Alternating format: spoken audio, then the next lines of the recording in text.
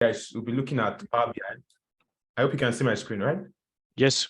Okay, so we'll be looking at Power BI fundamentals, and then today we'll be looking at a table of content, an overview of Power BI, ETL processes, data analysis expressions, also known as DAX, and then we'll be looking at data visualization, which of course is what Power BI is known for. I mean, if you ask quite a number of people, they would tell you that Power BI is used for visualization. While that is true, Power BI can also do a couple of other things like the ETL process, which we talked about. So we're going to look at that. So what's Power BI used for? Basically, this is from Microsoft site. Is a collection of software service, apps, connectors that work together, and so on and so forth. So literally what Power BI does is that it is able to connect to different sources of data, be it in a flat file, say Excel, or in your CSV or JSON file, or even from your website. You know, it can also web scrape by itself without you having to write any code, from SQL Server, any SQL Server, from cloud, Azure. I mean, it can connect to several sources, and then it extracts that data, and then it tries to come up with meaningful insight, interactive, visually appealing insight from that data. So that's why more often than not, you would see a lot of people tend to see Power BI as a visualization tool. But as we have mentioned, it can also do ETL process, it can do modeling, and so on. So we will not be covering modeling today because it's a very tricky concept. But of course, before the end of the class, I would share you a resource that I believe can help you on that.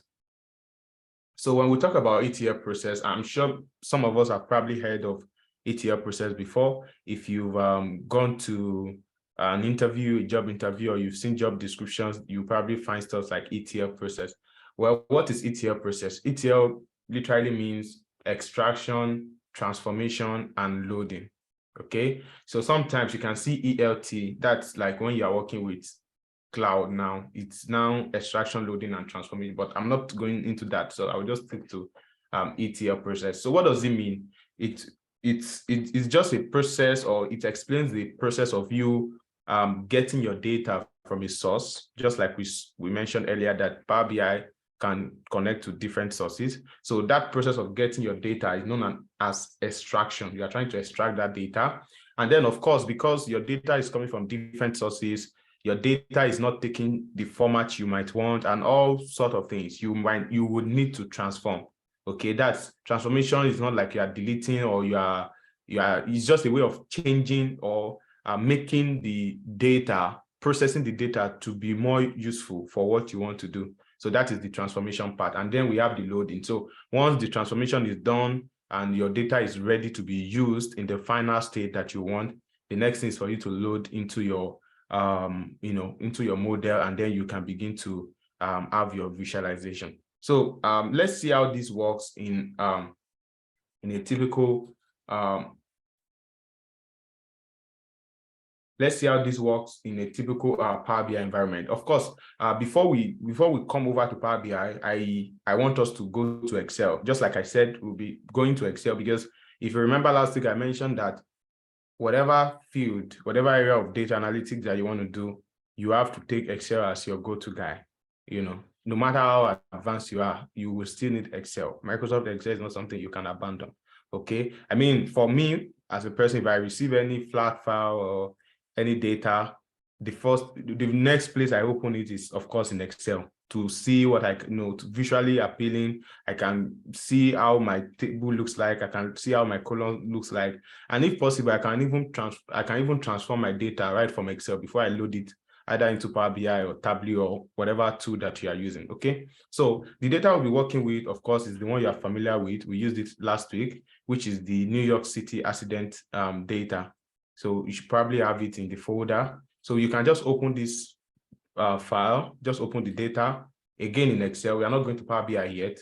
So last week we did some playing around it, but for some reasons it got canceled. So it's a fresh start totally, so that everyone can follow along. So this is our data that we are opening again. So let me just make this everything sized, well sized. So what's this data? This data is New York accident traffic. I got this data from Maven Analytics, and this is the link to the data if in case you want. So I'm just gonna go there on Maven Analytics site.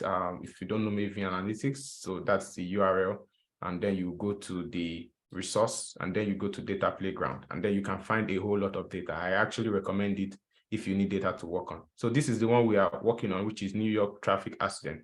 So right there, it gives a description of where that data is coming from. You can see that it is collated by the New York Police Department, and that it involves accident happening from January to August 2020.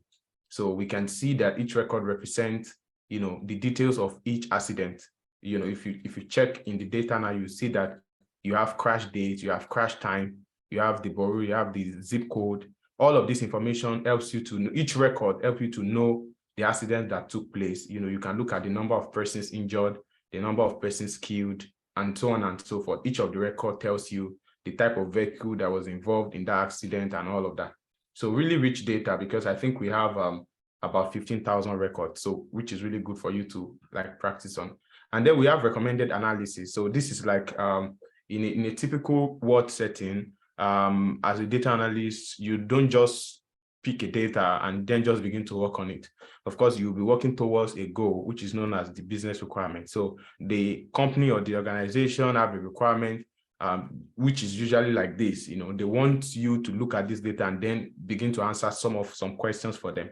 So in this case, these are some recommended analysis that Maven added to this data. So we can compare the total percent of accident by month.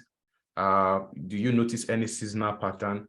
You can break down the accident by day of the week, hour of the week, and so on and so forth. So these are recommended analysis. So I think we will just be working with some of these recommended analysis, and then we would also try to come up with some by ourselves as analysts. We should be able to have that thinking. So last week, what we did was we're just trying to play around, and I mentioned that if you look at our recommended analysis, they stated that we should compare the percent of total accident by month. And in our data, we don't have anything like month. We only have date, we only have time, we have borough and all of that. We don't have anything like month. So where do we find month? So I stated that since we have date, we can actually get our month from date. Is that not? So who can remind me how we did it last week? Can anyone remind me? Please unmute and just remind me how we did it last week. Can anyone remind me? Huh? We created a column. Okay. So we created a new column. And then we named it. Okay. Name it month, right? Yes. And then we apply the formula, right? So who can remember the formula that we applied? Text formula. Huh? Not formula, function. Text function, Adam. Text function, okay. So we use text function, and the value is this guy, right? And then the format is MMM, right? So that will give us month, right? So we got this to be August. If I want the full name, we said it's going to be 4 M's, so that's like get the full name. And then when we bring all of this down, we would see that we can have like all of the months. And I showed us something last week as well. Instead of having to go back and forth to see the records you have, you can add your filter here, right? By using Ctrl+Shift+L, or you come over to data and you add filter here, right? So once you do that, you see that you can see all of the months that you have, which is of course from January to August, just like it was stated there. So what we just did now is transformation, right? So it's part of that ETL process. We have already gotten our data, which is the extraction, and then we are trying to transform. And you can begin to do all of these things. You can do it in Excel, right? It's very possible to. In fact, personally, if anything I can easily do in Excel, I do it in Excel first before I take it over to Power BI. The reason for this is optimization. I think I mentioned it last week, but it's okay. It's not a concept you need to know now, but as you go on with your report and all of that, these are ideas that you need to start considering. Because if you transform your data here now, and you take it over to Power BI, Power BI is not doing any work on the data again, because the data is already coming the way you are going to use it. But if you take it over to Power BI, then you start having those transformations. It means your Power BI has to do more work. Of course, if you are working with just 13,000 records, in this case, it might not be a problem. But consider you are working with millions of records, then you can see that that's a possible area of improvement. It's not like your model will not work, but it can be slow, so they call it optimization, just to make it better and all of this. So I don't want to talk about that. So let's just go over to Power BI. So something like this that we did, we can also do it in Power BI. That's the essence. That's just why I wanted to show you this. So let me just cancel that so that we can close our data, don't save, and then let's just go back to Power BI. So in Power BI now, let us bring in our data, okay, and try to do exactly what we did in Excel and even more stuffs like we did last week, okay? So this is how Power BI looks like. The moment you open it, you would have something like this. And like I mentioned earlier, you can get your data from different sources in Power BI, hundreds of sources, hundreds, and they keep adding more sources. So if you come over to get data now in your home tab, if I click on get data, you can see common data sources. These are not all. If you click on more, you would see more options, as you can see here. So you can see a whole lot. If you want based on file, you can see them here. If you want based on a database, you can see a lot of databases. If you want based on Power Platform, if you want based on Azure, you have quite a number of them, online services, and so on and so forth. So these are like all of the types of sources you can connect to. But what we are really interested in today is just one, which is the CSV. Why is it CSV? If you check my file that I sent to you, the data I sent to you, don't think it is Excel. It is not an Excel file. It is a CSV file. I know your computer might probably say Microsoft Excel, just like mine. But if you look at it, it says comma separated value file. So it is a CSV, not an Excel. Others are Excel, but this particular one is CSV. So if I need to bring it in now, I click on get data, and then I click on text/CSV. Can you see it? Get data, text/CSV. And then I go to the folder where I have that on your computer. Now you see it. If you choose Excel, if I come here now and choose Excel, and I go to that same folder, I won't see that file because it is not an Excel file. It is not a workbook. It is a CSV file. Please take note. I know someone might still ask when they are doing their, if I didn't mention that, someone might have asked that I'm not seeing my file, because I know that number of students always forget and they go for Excel option. So let's go back to get data, text CSV, and then I'm going to choose my folder, and then I'm going to select this data. Okay, so once I do that, you can see it's loading. So this is what we have. So you have this pop-up, and it's giving you a preview of how your data looks like. So you can see just exactly as we saw it in Microsoft Excel. Of course, it's bringing just the first 200 rows. There's no point in saying we want to see the entire data set, because it's really, we are not doing anything here. So we can just have a look at the columns. Everything is looking the way we expect. Now we have some options. The first option is for us to load the data or transform. Of course, you can load, but more often than not, you want to transform, because like we saw earlier, some analysis that we want to do, we don't have the column or the data that we need. We need to transform, right? So the next thing to choose here is transform. If you choose load, it will just load. You will still have to come back to the transform part. So let's just choose it now and follow that order. Don't forget, it is what? Extraction, transformation, and loading. We have already done the extraction, which is the process of getting the data. Now the next thing is to what? Transform. So I click on transform, and then this guide comes up. So this guide that comes up is known as Power Query. Okay, in Power BI, it is known as, we also have it in Excel. Okay, you have Power Query in Excel. So Power Query, just like one of the guy I follow, he call it the kitchen of Power BI. So this is like the place where you do a lot of, when you are building a house, there's a place where you mix the stuffs and all of that. It is different from where the house is itself. You understand? So this is like a place where you do the rough work, Power Query.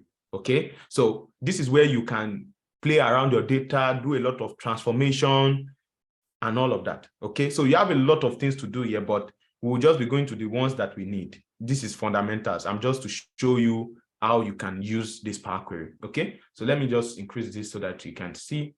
Now, exactly, this is how our data looks like, right? So you can see exactly what we have. So we have some things here. Let me just show you around quickly, very quickly. So this is like the Home tab. One thing about all of these tools is that you are familiar with this kind of ribbon. It's very similar to what you have in Microsoft Excel or any Microsoft ecosystem product. I mentioned it last week. This is one of the reasons why I like Microsoft-based product. I mean, once you find a Microsoft product, you will see similarity with other products. So you won't, I mean, it's very hard for you to get confused at first. There's a sense of familiarity with what you have here. Is it tiny? Can you confirm if it's tiny, or can you see properly everything that is here? Is it tiny? We can zoom out a bit. I'm not able to zoom out. What if you use control and you scroll the mouse, like, zoom out the screen? Yeah, it's not working. It's not working. We don't have zoom. Okay, I know. Let me just change the screen. Let me change the screen. Let me use the other screen. I get that complaint from students. That's why I asked. So let me just move the screen over there. Apologies, just give me a moment. I'm just trying to. Okay, can you see now? Yeah, it's much better. Okay, all right. So this is how it looks like. We have our crash date, just everything we had in Microsoft Excel. So like I said, I just want to walk you through. You can, if I want to bring in a new data now, instead of me going back to where we were earlier, I can just come here and choose new source. It's still going to be the same thing. Okay, so you can see it's looking a bit different from what we have, but it's like the same thing. So you can choose Excel workbook, you can choose CSV, you can choose from website and all of that. Then, okay, I don't want to go to complicated stuff. So I just want to keep it very simple. So let's come over to view. I just want to show you something in view. So in this view pane, we have some things that are really important for us. Let me uncheck these guys so that you will see what I'm talking about. Now, if I uncheck this guy, you will see that the guy I had here went. So what's it all about? So the first one is column distribution. So from the name, column distribution, it just helps you to have a quick overview of your data. If you want to write Microsoft certification exam, these are questions that come out very well. I mean, 100%. So column distribution from the name, it helps you to see an overview of what your column looks like. I mean, in terms of the numbers or whatever. So if I click on it now, you will see that each of the column now came with a kind of a chart, right? So here you can like see that distribution. Can you see? So you can get a sense of how your data looks like. That's column distribution. I won't be wasting a lot of time on that. The next one is, let me uncheck that. The next one is column profile. So column profile, what it does is it gives an overview of, if I'm clicking on this column now, it's giving me, it's just like that. It's like an extended distribution. So it's giving me more information. So now you can see that it's telling me that the number of the count, that's the number of rows is 1,000. The number of errors is 0. We don't have any error. We don't have any empty value. Distinct is 4. Now you might be wondering, why is it 1,000? We said earlier that our data is 13,000 rows. Now the thing is, by default, Power Query comes with the first 1,000 by default. Okay, so if you need to extend that, if you want to see all of the data, all you need to do is come to the bottom left here. Can you see where my mouse is? Now, if you see, it says column profiling based on top 1,000 rows. It means what you are currently viewing is based on the top 1,000. So if I click on it, I can change it to column profiling based on entire data set. Okay, so once I click on that, you can see that it is recalculating, and then once it's done counting, it's telling me that we have 74,801. Do we actually have 74? I don't know. Maybe. I thought I saw 13,000 earlier. Well, you can see now that we have more than 1,000, which we initially saw. So that's how you show statistics for the whole data. The next one is column quality. This one is pretty useful because it helps you to, from the name quality, so you can see how many of your data is valid, how many of them has error, or how many of them is empty. Okay, so in this case now, our value is 100%, error is 0, empty is 0. So it means that there is no missing value here. You know, one of the things you would do during data cleaning is to check for missing values, right? So with this functionality, you can do that with a glance. Okay, you don't need to be like searching each of the column. And so with a glance now, I can look at this. I can tell you that there is no empty value here. There is no empty value here. But here we have empty. In fact, 34% of the data is empty. Do you get it now? The same thing here, zip code, 34% of the data is empty. So this is how useful these tools are in Power Query, right? So literally what you can do in Excel are what you do here. But like we mentioned last week, this is more user-friendly, you know, and that's why, in my opinion, you should learn the hard way first, which is in Excel, so that when you come here, it becomes easier for you to understand what is actually going on. Do you get it now? So then you can decide, okay, how do you want to replace the missing value? Let's say in this case now, how do I want to replace? You know, that's like the next question. So that takes me to, let me just take away the column quality. That takes me to, okay, let me leave it first so that I can show you. So that takes me to back to home. Now, after home, you will see these two options. These are the two options you will likely use anytime you come inside of your Power Query. The first one is transform. The second one is add column. Let me quickly explain the difference between the two. If you look at them, you will see that they have very similar, you know, things that you can do. Like this one now, you have text colon, number colon, date colon. Here as well, you have date and time. You have text. I mean, they are very similar. But the difference is that whatever I choose under transform, whatever I do with a tool under transform, it will not add a new column. It means that it will overwrite what you have on that column. I'm going to show you, you are going to see.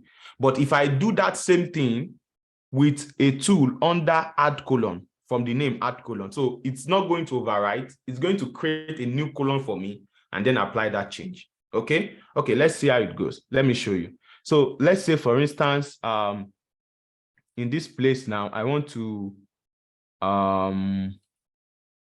okay, what can we do? Okay, let's say in this case, I want to, okay, this Brooklyn, this particular column borrow, you can see that everything here is in capital letter, right? Can you see? So let's assume, let's say we want to change everything to small letter. Okay, so let me show you how you can do that. So under transform, I'm picking from transform first now. If I go under transform and I go to format, that is where you can do that. Okay, so if I go to format, you will see that I have different options. I have lowercase, uppercase, capitalize each word, trim, clean, and so on. So what we need is what? Lowercase, because we want to turn everything to what? To a small letter. So once I click on lowercase, you will see that it has changed everything. Can you see it now? It has changed everything to what? Lowercase. Do you get it now? Now, I want to Control Z, right? I want us to go back. There is no Control Z here. But what happens is whenever you take any step, whenever you do any action, it will come over here in applied steps. Look at your right. Can you see where my mouse is? Where we have applied steps, this place. Can you see it, guys? Apply steps. So anything you do, this is where the steps will be. So if you want to undo, all you need to do is what? Cancel that step. So in this case, I want to undo what I did. And what I did was what? You can see the name, lowercase text. So I want to undo, which means I want to go back. So I will just click on this sword. You can see it has changed to red. Once I click on it, you can see that we have what we had back. Okay, so that's part of what I need to show you. Now let's perform that same action again, but now not under transform, we'll go under add column. Okay, under add column, again, we have format, even though it's not looking exactly the same, but you will see that we have some of those functions, we have some of those things there. Now, if I go under add column and go to format, again, you can see we have those options. Now, if I click on lowercase, look at what happened. You can see it created a new column for me. You get it now? So if I go back now, you will see that I still have my borrow here, and then we have a new column that has been created here. So that is the difference. So which one is the best? Which one is there's nothing like the best. It depends on what you want to do. So if what you are working on, there are times that I want to overwrite. There are times that I don't want to overwrite. Maybe because I want to still make reference to that original data. So I prefer to use add column. There are some times that I want to overwrite. So it depends on you. But I just thought to let you know so that before you make use of any tool that you have here, you know where you are picking it from and you know the consequence of that. Okay? All right. If you have any question, please let me know. Any question, guys, before we continue? Okay, no question. All right. So let's continue with the flow of what we have in Microsoft. Yeah, I'm sorry. Sorry, 1 second. I'm sorry. What if now you use the what's it called? Hold on 1 second. Let me try and get it back. Now you use the transform and use the hard column, right? Now you already used the transform to turn it to into a caps lock, like capital letter. Now you use into a small letter. Now you now use the add column for something else. Now you have done that. So the one you did earlier, you didn't undo it. I did.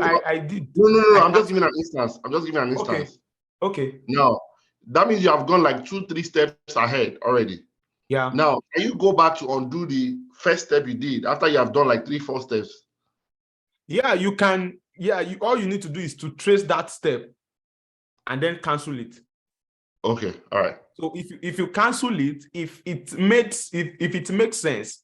I don't want to go deep into this. Let me give maybe a little explanation of what he's saying. Say, for example, if you transform a particular column, like you split it, right? So you transform a column, you split it into days, weeks, and months. Can you now go and undo that transformation that you did for the first column that you have now split into 3 different ones? The way it works is it depends. The way it works is the step you are taking next. Okay, for instance, let me do something like this. Let's say I change this one. Can you see? Let's say I change this one now to lowercase again. And then what else can I do? Okay, let me take one more step again. This same colon, let's say I change it to capitalize each word again. And then I came to crash date now. And I probably performed like this function. Let me see. And then I want to take out this. I don't know how I can explain this, but it depends. There's no like straightforward answer because the way this works is it looks as the step before. If the operation you performed on this new step is adaptable to the previous step, it will work. But if it's not, it will give you an error. I don't know if that answers it, but I don't want you to get, this is very easy. Whatever you want to do, you are the one in control of it. So if you have taken a step or you've taken several steps and you want to like take away one of those steps, it's possible if the following steps is adaptable with whatever you have taken away. I get what you're saying, but I'm not like able to they have to, it has to be steps that are not changing the parameters in such a way that exactly if it changes it, then you can't undo it, because if you undo it, you are going to undo everything on that you've done, basically. Exactly. Something like that. Yeah. Okay, so basically we can't undo it. Can we undo in Power BI? I think that's my own question. Can you undo an activity like a function, just like we did something? Can we go back and undo what you did here? All this canceling a step is also undoing. Okay. It's not just the conventional way of saying Control Z. Anytime you want to undo, all you need to do is to cancel the steps that you have taken. Is that not how undo works normally? The last step I have taken, I want to go back. But the disadvantage here is that you can undo and redo. Here, you cannot do that. So once you cancel a step, to bring that step again, you have to apply it again. So that's where it gets a bit tricky. So you have to make sure before you cancel a step, you are 100% sure that you don't need that step anymore. Especially when you have written, maybe you added a custom colon now, you've written codes and all of that. So which, of course, I'm not going into. But the whole idea is that for every step you take, you can always see the step here, and you can always cancel the step if you don't want to take that action again, literally. Okay, let's just continue so as not to drag this for. I mean, it's not difficult. I don't think I've even said anything difficult, but maybe I'm not able to answer your question well. Was that Mr.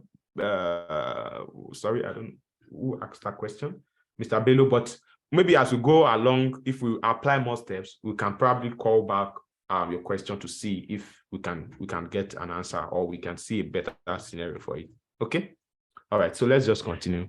So now, okay, for the question you asked now, the second question now, yes, we have the proper undo in Power BI proper. We have the normal Control Z and Control Y. We have it in Power BI in the other hand, but on Power Query, no. Okay. I hope I answered your question, Miss Baker or Mrs. Baker, yeah. All yes, right, so okay, thank you. Okay, thank you. So let's continue. So now, like I said, I want continuity. So the step we took in Microsoft Excel, which was to like get date, get month from it. So we want to do the same thing here, because in our analysis, in our recommended analysis, like I showed us earlier, we were asked to look at the number of accident by month, and we need month from here, right? So instead of me having to create a new column, do all of that like we did, it's very simple to do here. Or let me say it's faster to do here. So now we have both under transform and add column, we have what we call date and time column, you can see. So we have it under both. So you know what doing it under transform and doing it under add column, you know what the result will be, right? All right, I believe you do. So let me go to the one under add column, because I don't want to override this. Now, in this case, if I overwrite it now and it changes to month, and I need to calculate day as well, what will I use for the day? So you can see in this case, it doesn't make sense to overwrite. So the best thing is to add a new column, so that you can still use that data to populate your day and your days and all of those things. So all you need to do, just click on that column. Now you would come over to add column, because we want to add a new column and the date. Now, if I click on borrow, for instance, if I click on this borrow, for instance, and I click on date, you will see that the only option I have here is pass. I don't have any other option. Why? Because this is not a date time column. Are you getting now? This is a text. So there's no how you can perform a date function under a text. Are you following now? The same thing for like numbers now. If you look at this now, I'm not able to click anything here on this trigonometry, statistics. I can't click anything. But once I click on maybe this zip code, for instance, because it is a number format, you can see now that I have all of these things. They call it contextual menu. You understand? It works with context. So the same thing with date. So once I click on date now, you will see that I have these options. Now I can apply for my month. So under your date function, you can see we have a lot of stuff. The first one here is age. Age is simply the current date. The current date, Power BI will automatically do that. The current date minus this date. Okay, so if I use this now, what it's going to do is that's 2020. Okay, let's just do it so I can show you. If I click on age now, it has created a new column. It says 819. Of course, this is in time. So this is like hours, I think. This is like hours, if I'm not mistaken. So let me cancel that step. You can, of course, convert it to days if you want, but I don't want to drag us, I don't want us to digress too far. What we need is month. So I come over here to date and go to the month option. Okay, if I need year, I go to the year. Let's say, for instance, I click on year and I click on this. You can see that I would have my year by default, right? You can see, okay, let's leave year. I think we might need year later. So let's leave year. So let's go for month again. So I click on this again, go to date. Now I want month. Okay, so now we have month, we have start of month, end of month, days in month, and name of month. So let me show you the difference. Month will actually give you the month number. So if I click on it now, month, you can see that I have 8. Why is it 8? Because we are in what? August. Okay. So if you don't want it that way, which I don't want it that way in this case, I will cancel that step now. I go back there again, go to date, month, and instead of month, you should choose name of month. Okay. So when you choose name of month, you would have the name of the month proper. So you can see you have August. You can see you have August. If you click on this now, click on load more, you can see you have all of the month, just like we had it in Microsoft Excel earlier. Do you get it? So that's for month. And then what else do we have in our data? We have by day of the week. That's coming back to our analysis now, our recommended analysis. We have breakdown by day of the week and hour of the day of the week. So that's like Monday, Tuesday, and then hour of the day. So let's go back. So for day of the week, again, we can only get that from the date column, right? So if you come to this date column now, and I go to date, I can extract, go to day option, and then you have day. Day just works like month earlier. It will only give you the number. But if you go to name of day, you can get the name of the day, which is, it will tell you either it is Monday, Saturday, and so on and so forth. Got it? Okay, so that's that. And then we need hour of the day. So last week, when we wanted to do hour of the day, we know that for you to get hour, you would need what? Time, not the date anymore, because nothing tells you the hour in time, in date. You can only get the hour from the time. Like in this case now, we can see that this is 3:40 p.m., right? So to get that hour, again, click on this column. Now you can see that we no longer have date option. I'm not able to click date because this is not a date column. This is a time column. How do I know? If you take a look at these guys here, this is where you can change the format of this column. So you can see once I click on this, this is a calendar sign. So I know that this is a date column. Can you see all of the options we have? The same thing here. Once I click on this, I know this is a time column. Once I click on this, I know this is what? A text column. Once I click on this, I know this is a what? A whole number. Once I click on this, I know this is what? Decimal, and so on and so forth. So these are all the options that you have. This is where you can check them. So what we want to do is to get the hour. So I click on this crash time, and then we have the time option here. So once I click on time, we have several things here. We have time only, we have hour, we have minute, we have second. What do we want? We want hour, right? So I'll just go to hour here, and then I go to what? Hour. So once I do that, it's telling me that this is 15 hour, which is exactly what we had last week, if you remember when we did it. So I believe when I toggle here, we should have from 0 to 24 or 20 to 23, depending on how they recorded it. Yeah, 23, it can't be 24, I beg your pardon, 23. So that's that. Any question before I continue, guys? Any question? Yeah, I have a question. Okay. Is it not possible to move the new column closer to the particular one you are working with instead of to the extreme? Yeah, good question. By default, Power BI will move it there, but yes, you can drag it. So all you need to do is you can just click on it and just move it to where you want. Do you get it? Now, I just hope I'm not, but this is how you do it. You can see I'm waiting for it to go. You can see how it is because we have a lot of columns. I will show you how you can probably do this in a better way. But ideally, this is how you can like move. You are able to move your column to where you want. You can see it's taking a whole lot of time because we have a lot of columns in this table. So you would agree with me that this doesn't even make sense at all, waiting like this. So I'm bringing it to here like this, right? So instead of staying that long, so let me close that step, but that's how you move. So instead of doing that, one way you can do this is, I want to move all of these guys, right? So I can click on these guys and then just move them one step. Now, the moment I move them one step, you can see that it has created a reordered columns for me. Can you see? Can you see here, right? Now, instead of me to be moving it the way I was moving it earlier, I can come over here.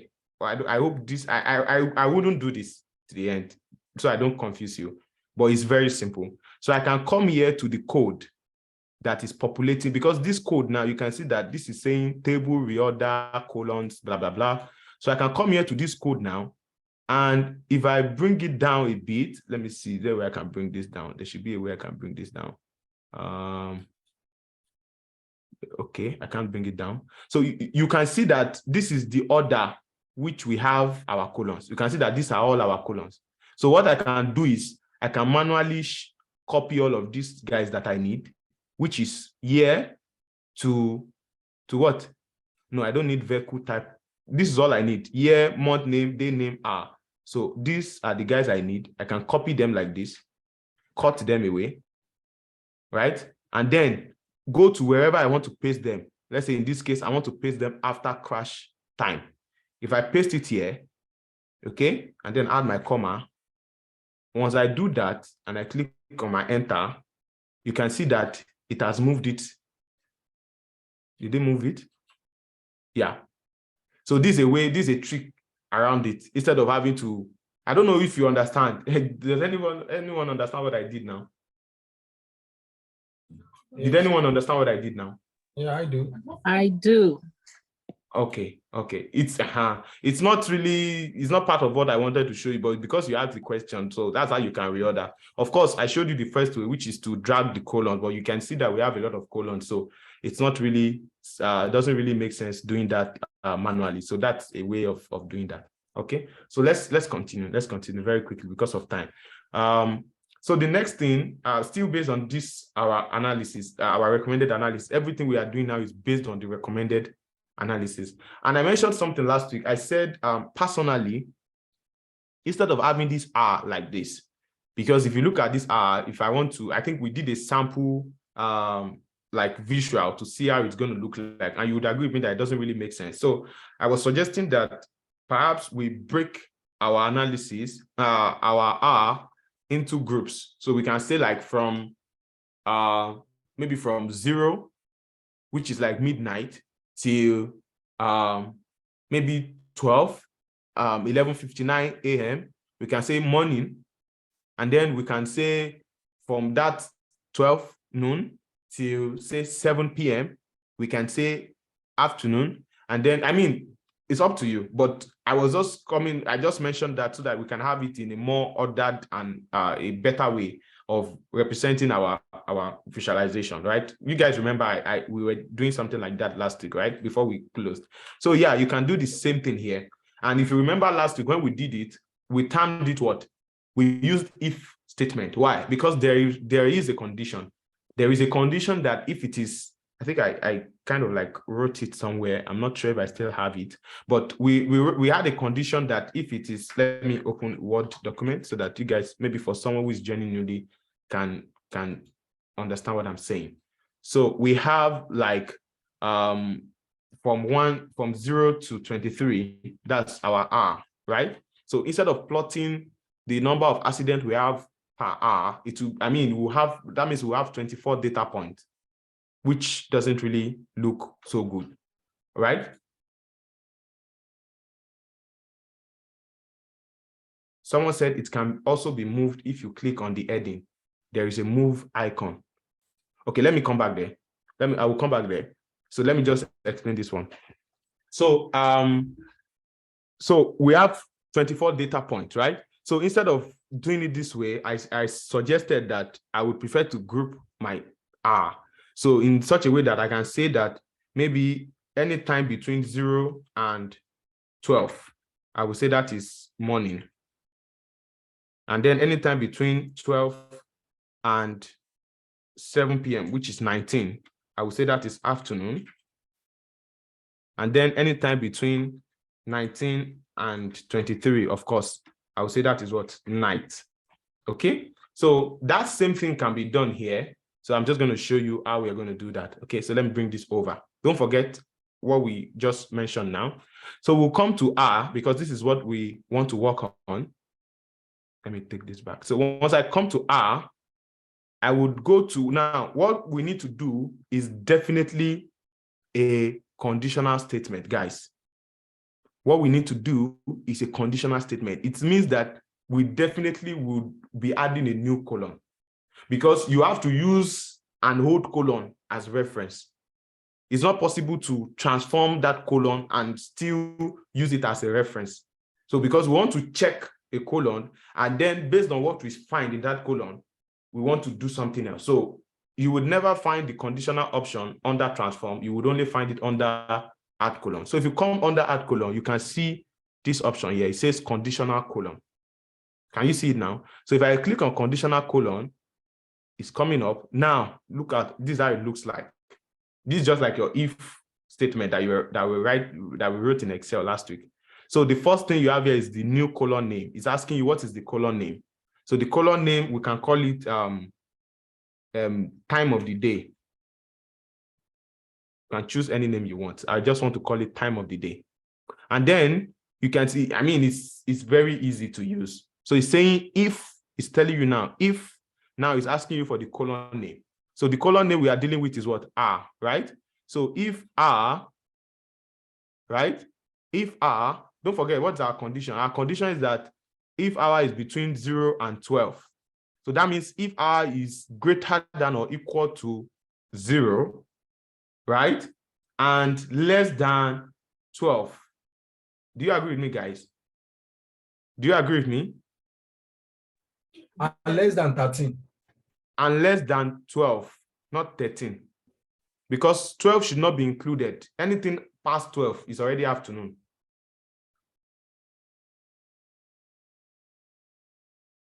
You're right.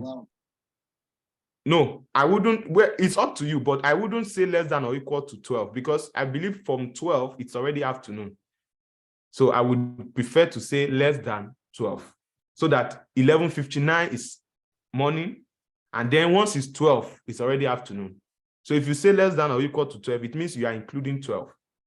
So, but of course, it's up to you to use your discretion anyways. But you can't even use the end variable, because if you use the end and you are defining the next event, would you start from there again? And if you do, it will crash because it will start reading the same value of 12. You know what I mean? Like 0 to 12, then you want to do 12 to 20 something. Yeah. So it has to be 0 to 11:59. Then the other one could be 12 to maybe you're doing 18:59, that kind of thing. Yeah. So I mean, it's up to you actually. Like whatever you can even decide that your own morning wants to be 10 a.m. So it's up to you. But I just want to show you how you can go about that here. So if R is less than, is greater than or equals to 12. Why do we have, this is the, I think we have a constraint here. Okay, let's look for a better way. I think if we are doing it from, we don't have double options here, like, because now we have two conditions that we want to check. We want to check upper and lower bound, which is like upper is 12, lower is 0. So I think doing it from the rear might not really make sense. Let's do it, doing it from the front might not make sense, except to write like a custom colon, which I don't want to even write a custom colon right now. So let me do it from like the side. So let's say anything greater than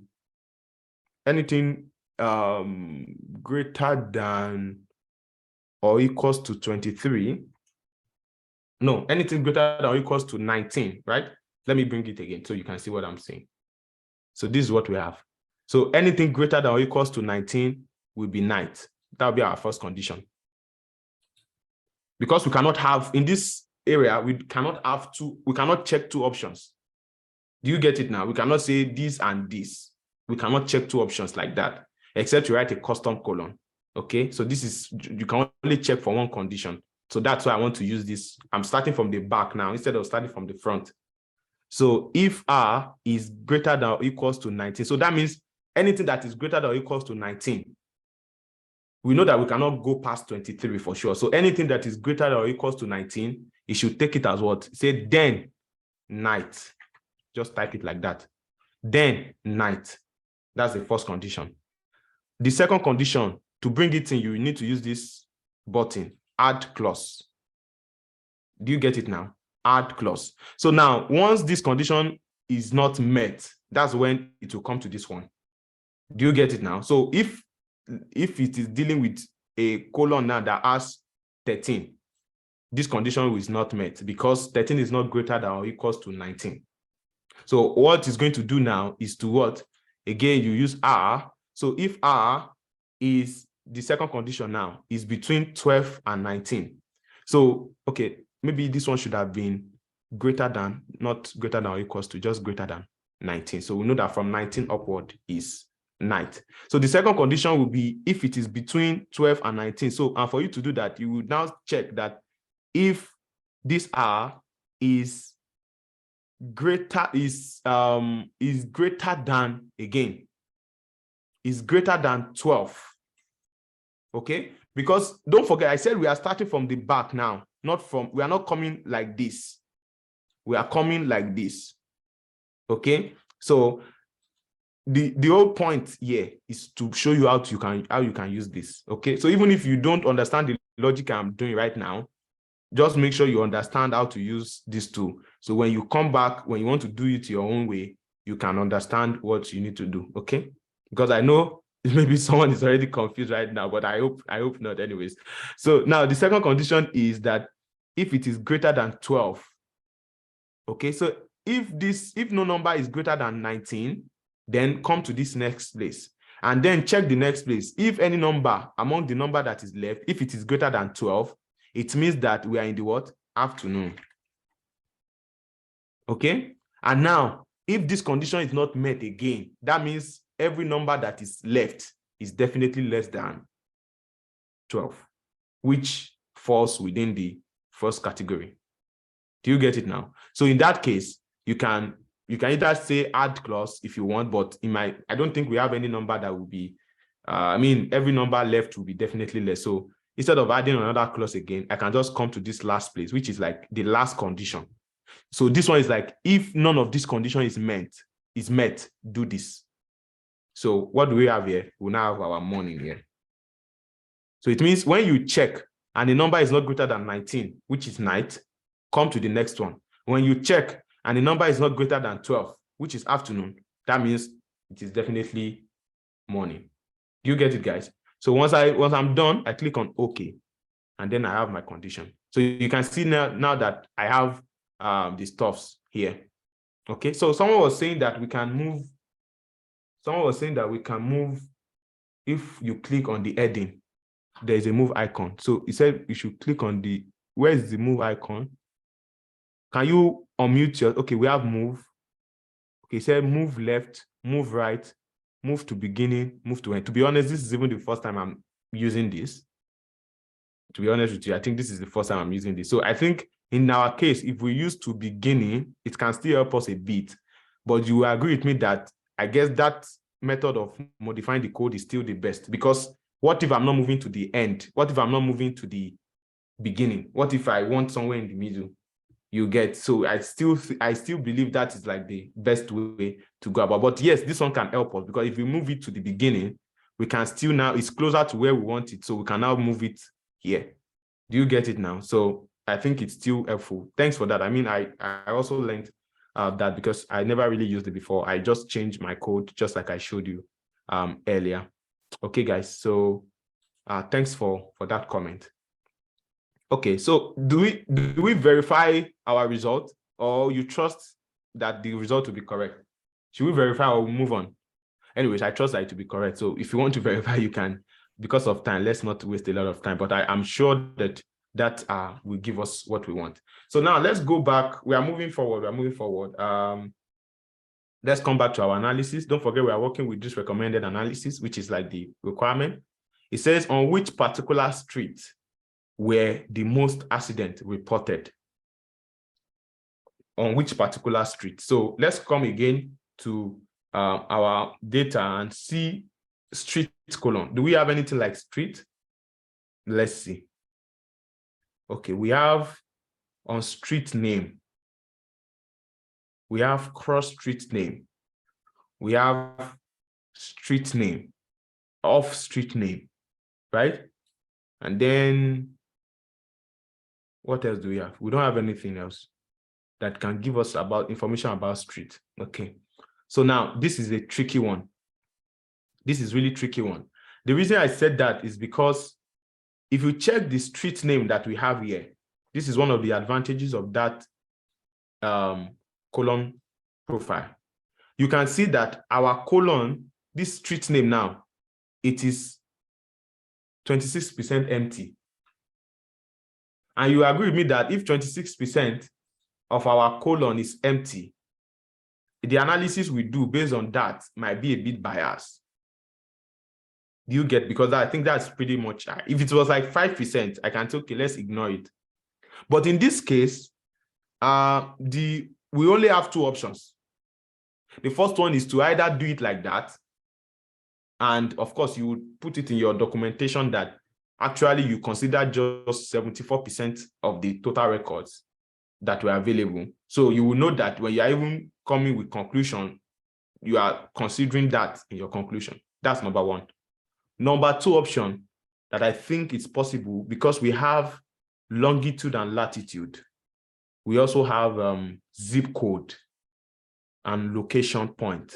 So I think probably if you have like all this geo map and all of these things, you can probably get the street name from there.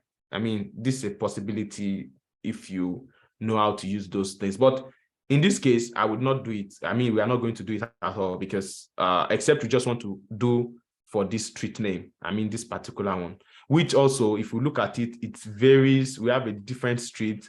It can even be misspelled. So we need to even clean it if we have to use it.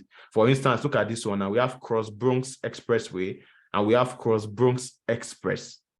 I'm sure these guys are the same thing, but the people who took the record wrote it differently. So we need to clean it before we can really use it. And we have a lot of streets. So in my opinion, I think probably zip code will be a better one of a better way of doing this. Yes, Mr. Simon, please talk. I see your hand is raised. I've heard a lot about cleaning data severally. When you say you have to clean it, what exactly do you mean?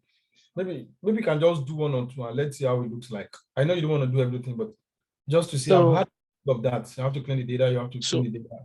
So I can come in there. And again, time is our greatest problem. But when you talk about cleaning data, you're simply removing unwanted columns. Why have 50 columns where all you need for your analysis is 10? And remember that when you're analyzing, you don't analyze without having the end in mind. So you have to know what you're analyzing towards. Are we trying to find most profitable business, most profitable product? So you exactly know what column is useful for your analysis. So the cleaning it is, one, you take away the unwanted ones you're not using, and also clean each column, taking away null values. Because if you don't take away those things and you analyze it, it's going to give you kind of like a bogus result, so to say, right? So cleaning it is just bringing it to have the set of data that is relevant for your analysis. Okay, sorry, for the two expressways now, we are assuming that it is the same thing. So when you say you want to clean, I say you want to throw one of them away, or you want to just adjust the spelling? You will. Okay, let me continue from where Mr. Femi stopped. So data cleaning it depends. When you are replacing missing values, it's part of data cleaning. When you are removing duplicates, it's part of data cleaning. There are really a lot of stuff that are entailed in data cleaning. So in this case now, what I would do is to ensure that since they both mean the same thing, why have them spelled separately? Because if you are counting, it will be counting as two different things when they're actually the same thing. Do you get now? So you ensure that they have the common name. So what I would do now is to either change the name to one of them, like change one's name to the other, so that they will be represented as one instead of coming twice. So we won't have duplicates. Do you get it now? All right. So that's data cleaning. Another data cleaning is formatting. So sometimes, because you are getting your data from different sources, it might be a date format, or it might be like this zip code now, for instance. I don't think zip code is literally like always a number. I think it's not, sometimes some will say it's not a number. It's like they will want it to come as strange. Do you get it now? It's not so much, because it's not like a number, like you don't pronounce it as one like this one. I can't pronounce it as 10,000. You can't ask me for my zip code now. I say 10,466. So it's not like a number, even though it is written in numerals. It's not a number. So I would likely change this colon now from number to a text so that it can make the right sense for me when I'm doing my analysis. So all of these things are incorporated into data cleaning. And that's why a lot of analysts will tell you that this is the part that takes, most times in their work, depending on where you are driving at. And just like Mr. Femi said also, when you're analyzing, one common mistake that a lot of beginners make is that they want to make sense out of everything, and it's not possible. You can't make sense out of all the data. So you need to know what part of the data is important for your analysis, and then just focus on those things. Even if it's just 4 columns you would use that will make sense out of like 20 columns, so be it. So far you are able to come up with very good analysis, you are good to go, and you are able to answer the questions for the business. That's the main thing. Do you get it now? So I hope that answers your question, and probably others are also able to learn. So can we continue? Can we continue? Any other question? Okay. Okay. So now that's time, that's month, day, we have done that. Another thing here in the requirement, it says on which particular street. Okay, I think we talked about that. So we can either use this colon like that if we want. I think this street name, or probably we can use zip code. I think zip code now we have, okay, it's also 66%. So it's not really a whole lot. So alternatively, if I were to be working on this, I would probably use this latitude and longitude together to like create a map. And from that map, you can really see some things. And we have other functions that can probably help you convert them to regions and all of this things. Really, I don't want to go into all of that. So let's just explore other columns that we have here. If you check in the last recommend, don't forget this is recommended analysis. It doesn't stop here. It doesn't mean that this is the only thing you have to do. This is just recommended. That means as much as you can, we want to see these questions answered. But as an analyst, the more you are the one working on the data, you are the one that see stuffs that they are not seeing. So come up with analysis as much as you want. Do you get it now? Come up with stuffs. So he said, what was the most common contributing factor to the accident reported? And I said, based on vehicle 1, this one, what was the most common contributing factor to the accident reported in this sample? What about for fatal accidents specifically? So where do we find that information? If we go now, we have these guys, number of persons injured, number of persons killed. This one too, we will need them when we're analyzing. So if we want to know how many people have been killed in the accident so far this year, we will need this column. Do you get it now? So number of pedestrians injured, we will need it as well. All of these things, we just need to sum it up together. So let's come over to contributing factor vehicle 1, just as that question said. So this one now, we have 99% of the data. We have less than 1% empty. So it means that we have empty here, but this is still reasonable because 99% is present. So I think we can still have our analysis legit here. So these are all of the factors contributing to it. So sometimes that the accelerator defective, sometimes animal action. We have a lot of them here. We have a lot of different stuffs here. So this is what noise. So they are saying what is the most common factor. So we know that we are going to use this column to answer our question. The second one, this is the most common factor. That's for the second vehicle now that is involved in the accident. So these are these things that are there. Vehicle 3, that's if there are vehicle 3 involved. Of course, it's very rare to find accident that involve 3 vehicles at the same time. It's usually just 2 vehicles, right? So, but some cases we have 3. So that's why you see that 91% of this one is empty. Okay, so now you need to also understand context of your data. This cannot even be overemphasized. I cannot just jump on the data and just begin to work on it. I need to understand the context. Now, in this case, we have 91% missing. Do I need to replace? I don't need to replace. It is missing because there is no third car involved. So you can't see this now and say, we have 91% missing. We need to look for something to replace. Replace what? What are you replacing? You're not replacing anything because it means there's no third vehicle involved. So you move on. So it's important to understand the context of your data so that you can make the right, cleaning, you can make the right transformation and all of that. Contribution 4. In fact, when we said it's difficult to have 3 vehicles, now you are talking about 4. So you can see we have 98% empty. So you can see that all those columns are not really, there's nothing you can do about them. So vehicle type, and all of these things, you have the type of vehicle that vehicle 1 is involved in. You can see again 99%, the 1% is empty, so you can see vehicle 2 and all of these things. And then that's all.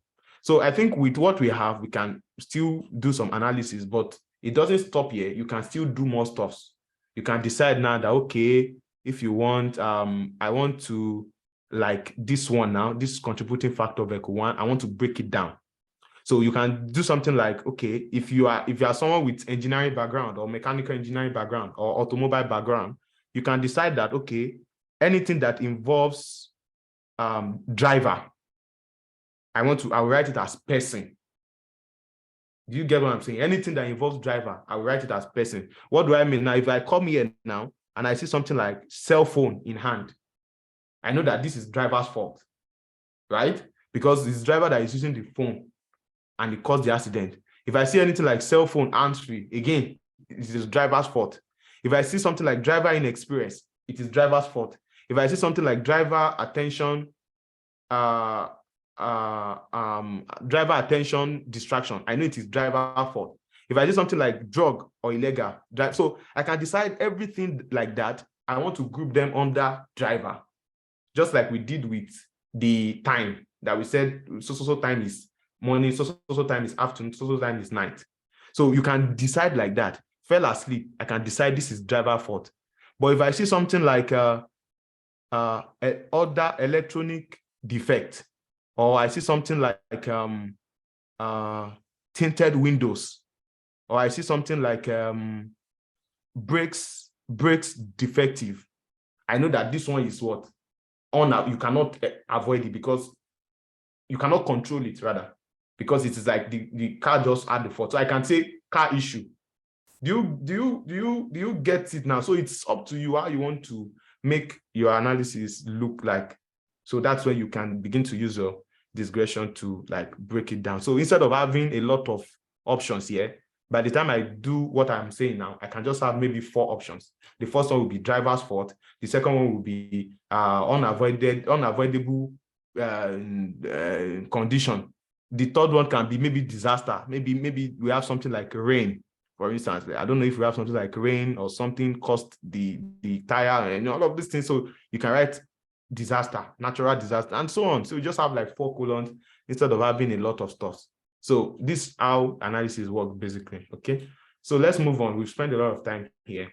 We'll finish soon. I'm rounding up. So I've showed you home, I've showed you transform, add column, the difference. I've showed you some of the datetime function. I've also shown you this format option where you can like modify your strings. I've also showed you conditional column, which I believe is very important. More often than not, you will need it. And I didn't show you number because I barely really use it, but just to demonstrate something. So let's say I come to this year now, for instance, just this year, and I go to transform, and then I use like standard. I can decide that, okay, I want to add 2 years to all of this year now.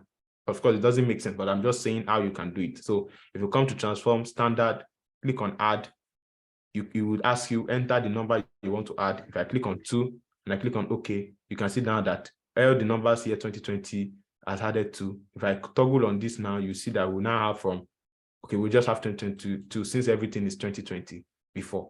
So these are like the simple stuff. You can see it's really, really simple to do. So the whole idea is that whatever you would conceive, whatever you would normally do in Excel, here it's easier to do, literally. That's it. That's just how it works. Here it will be easier to do. That's the whole idea. So that's why that knowledge of Excel is very important. So what you have been doing in Excel, you want to do it here, but in a faster way for you. Do you get? It's not to say that if you don't know Excel, you cannot use Power BI. You can, but you would agree with me that some of the things we did today now, we already mentioned them with Excel. So here, here makes it easier for us to do instead of having to complicate things and having to go through a lot.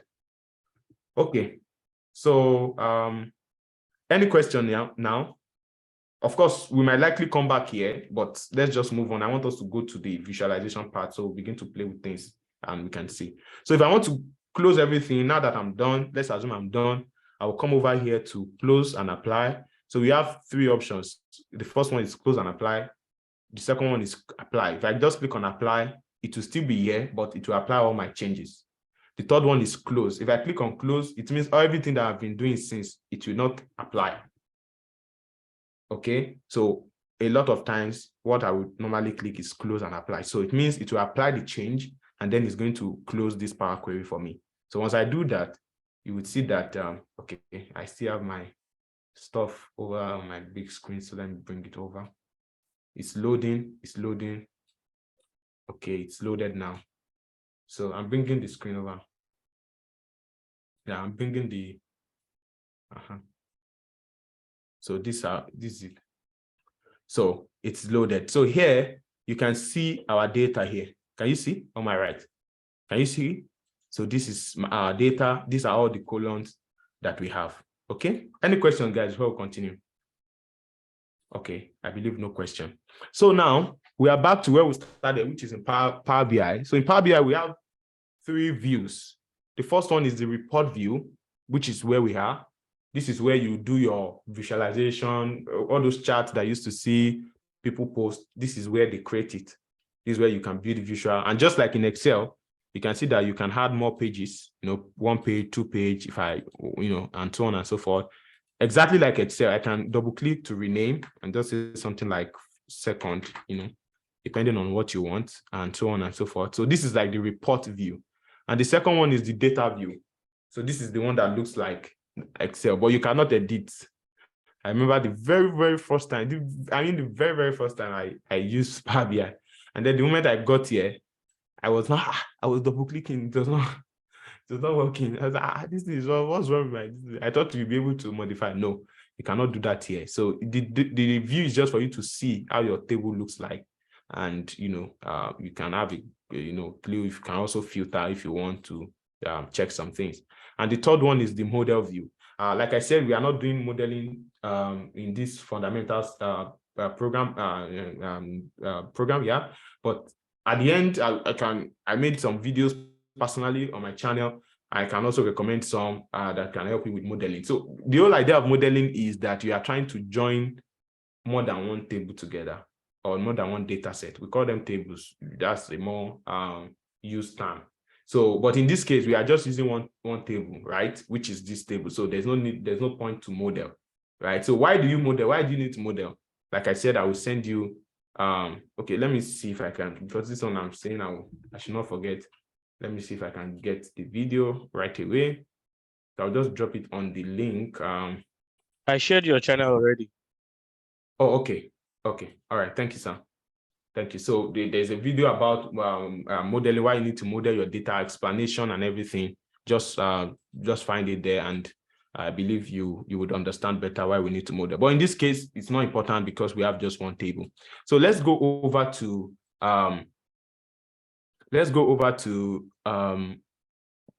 So quick the next question: thing on did we touch the relevance of the modeling, what it does when you start analyzing? Did we touch on that? Is it on the video? No, like right here. Here. Yeah. Yeah, I only mentioned that we use it to join tables together. I mean, there's no way I can explain it. So yeah, but basically what we just do is that. So again, understanding the reason why you're analyzing, right? And you're trying to get some specific things out. So you have like your sales table and you have your employees table, and you want to find out which employee sold the most. And then you have two tables now. So you have to do data modeling where you link those two tables so that they can communicate with each other, so that you can find your sales per person. So basically that's kind of like the overview of what we do, and we can shoot on.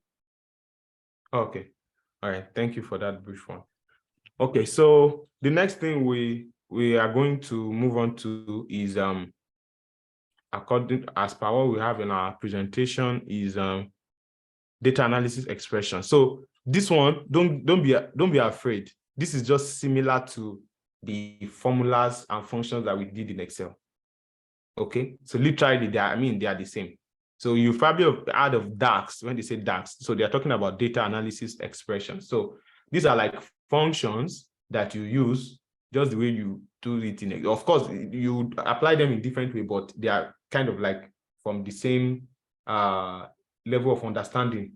Do you get what I'm saying? Like calculations and all of that to get things done. So it's really interesting. Let's just get into it. So how do I even start this? So let's go to Excel. Let's go back to Excel so that we can reference, so you can really see what is happening. So let me open that same file again. It's in Excel.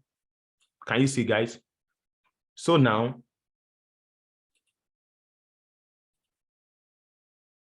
are you seeing my screen? Okay, I believe so. Now, if I want to count how many accidents we have, how many accidents do we have? How many accidents were recorded in this data? Who can tell me based on what we learned last week or based on what you already know? Anyone? Maybe Anyone? using the count function. Yeah, that's right. That's right. So I'm just going to do count, right? Equals to count. And then what do I want to count? So I want to count everything here. So you can, of course, count any of the column, but I think it's best to count this one. And then we have 74881, right? So that same way is how you would write your DAX. So let me show you how you do it. So in DAX, with DAX, you can do two things. The first one is what we call measure. Don't worry, don't get confused. It's very simple. The first one is what we call measure. The second one is what we call calculated column. Let me explain the difference. Very simple. From the name calculated column, when you use a calculated column, it will create a column. Simple. So you would see it in your data, though I'm going to show you one that you understand what I'm saying. But when you create a measure, you are not seeing it in your data, but it is somewhere available for use. What do I mean? Let's start with measure. So exact measure will always return a value. For calculated column, we return a list of values that will be attached to your original data. Do you get it now? So you can say measure are aggregated. You know, when you say measure, you're talking about like a number. You understand? But the calculated column might necessarily not be about numbers. It can be even for text. Don't worry, let me show you. So let's start with the measure. So what we did now, for instance, is like a measure. We want to know, like I said, measure has to do with like aggregated, like summarizing something. So if we want to count the number of records we have, all you need to do to create a DAX formula, or just right click anywhere on your data. Okay, right click like this. And then you will see two options. The first one is what? New measure. The second one is what? New column. So those are the two guys. Before it used to be calculated, I think they changed it now, so it's new column. So this is the measure. This is the what? Calculated column. Ignore this new measure. When you get a bit advanced, you would know how to use. So these are the two guys I want to deal with. So the first one, like I said, is new measure. So once I click on new measure, you can see that we have a formula pane here, like we would have it in Excel, right? So I'm just using this to bring it down. So what is the name of the measure? I can call it number of accidents.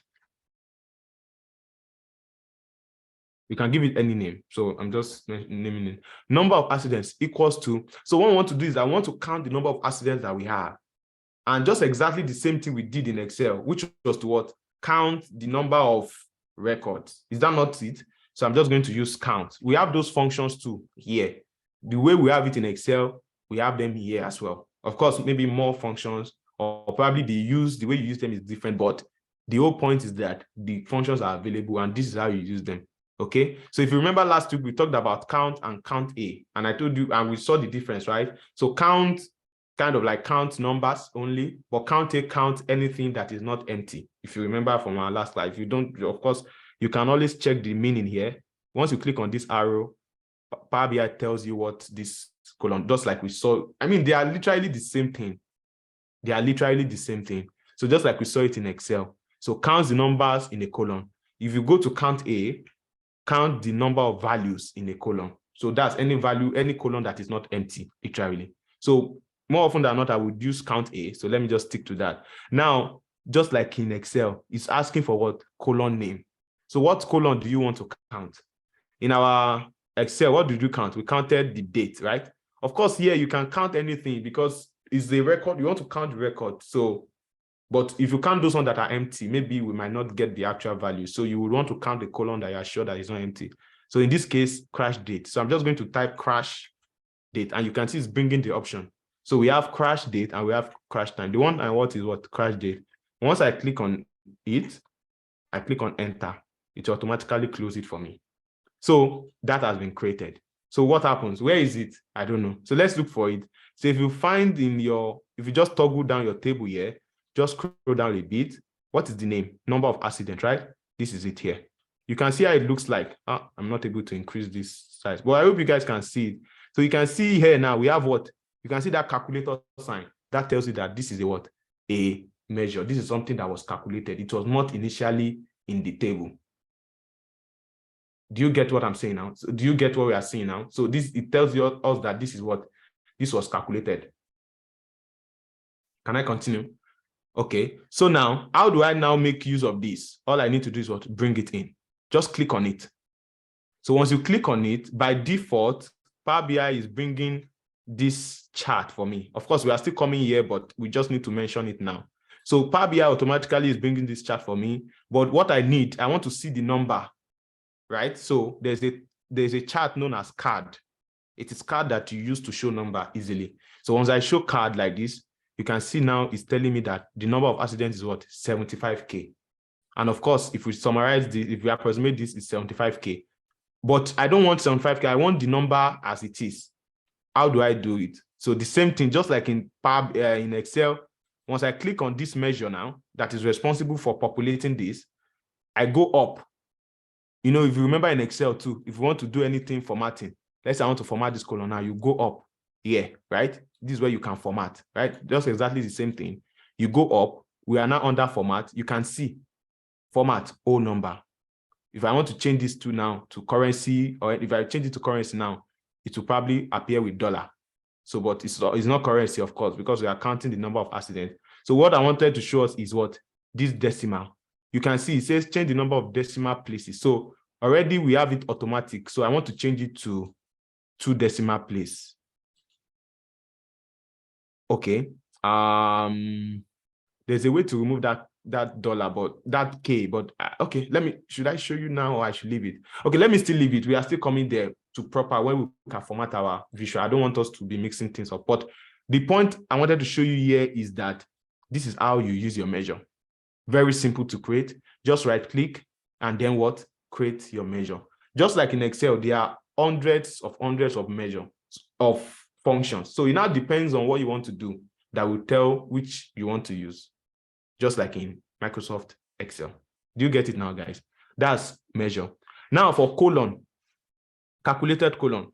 Calculated column, like I said, is, again, you are using those functions, but now you would see what you create. You will see it in your data. Now, for instance, what we did in Power Query, we can actually do it with DAX. Let me show you what I mean. So here, I can actually get the year from this crash date. I can actually get the year from this crash date by using that calculated column. Because why? When you do it, you would see it. It's a new column you want to create, and you're going to see it in your table, right? So that's why you use the calculated column. So how do I create it? The same thing, just right click on your data, and then you see new column, not new measure, new column. Once I click on new column, the same thing happens. The formula thing, it comes up. So I can call it year underscore DAX, so that we know that this one is created by DAX. It's different from the one we created from Power Query. Equals to, again, you need to just familiarize yourself with the function. That's just the truth. And if you don't know, last week I told you, you go to what? Google, type what you are looking for, and then Google will give you the options, and then you can find it. So I think if we use year, there is a year function in Power BI. I'm in DAX. I'm not confident about it. If it's not correct, we'll go to Google together and find it. But I think there's a year function. So if I click on year, now it's asking me for what? For date. Okay. So it's asking me for the date. So the date is what? Is the colon date, Abi? Sorry, I'm saying Abi. I don't know if there's a non-Nigerian here, but sorry, I'm used to that. So date, the date, yeah, just like in Excel, right? The date is what? The crash date colon. So all I need to do is just look for crash date. So the moment I'm typing crash, you can see that I have the crash date. I can either click on it or use tab. So I prefer to use tab because I love my keyboard than my mouse. So once I do that and I click on enter, you can see here that this year DAX has been created and it has been added to your table. And then if you go over again to your table now, you would see this year DAX again with a different thing. It has a calculator as well, but it has something like equals like summation. So when you see this is a measure. When you see this is a calculated column. And the use case is that a measure would always give you an aggregated value. That's a number, maybe count, maybe sum, but a calculated column will not give you anything like that. A calculated column will only create a new list of values that it will add to your data. Now, you might ask me, why did you not do all of those things that we did? In fact, let me tell you, everything we did in that pathway, we can do it with that. Both even the conditional, you can write your conditional statement here. You don't forget, in Excel last week, we did it right with if statement. We can also do the same thing here with if to do all of those things we did with the morning, afternoon, and night. But again, it comes to the optimization thing. So because DAX is taking a lot of memory in your engine. Of course, maybe you might not understand this now, but it's when you start dealing with millions of rows and then you click on one button and then you have to wait for like 10 minutes before your button responds, you would really understand what I'm talking about by optimization. It's really a very important part of your analytics journey. But of course, it's not something to talk about in the beginning, but just to let you know, because I know some people might be wondering, which one should we use if we have to use this? So personally, whatever I can transform, I always do it for my source data, either in Excel, either in SQL, whatever transformation I need. If I were to be working on this, I would prefer to do all of this transformation in Excel. And then I'm just coming to I'm just bringing it a clean file in Power BI. I wouldn't even do Power Query because everything would have been done in Excel, except if it is very difficult to do. I mean, if it's going to stress me more, then I can prefer to come and do it here, just to optimize my model. But if you do it here, you still get the answer. Everything will still be correct, but I'm just letting you know the difference. At this point, do we have any questions before I continue? Any question? Okay, so that's how you write your measure and that's how you write your calculated column. If you are going for interviews, they will ask you this question. So that's the difference. Now we are in the report view, and one thing that is very popular in the report view is the visual thing. I mean, this is the part that a lot of people love to see.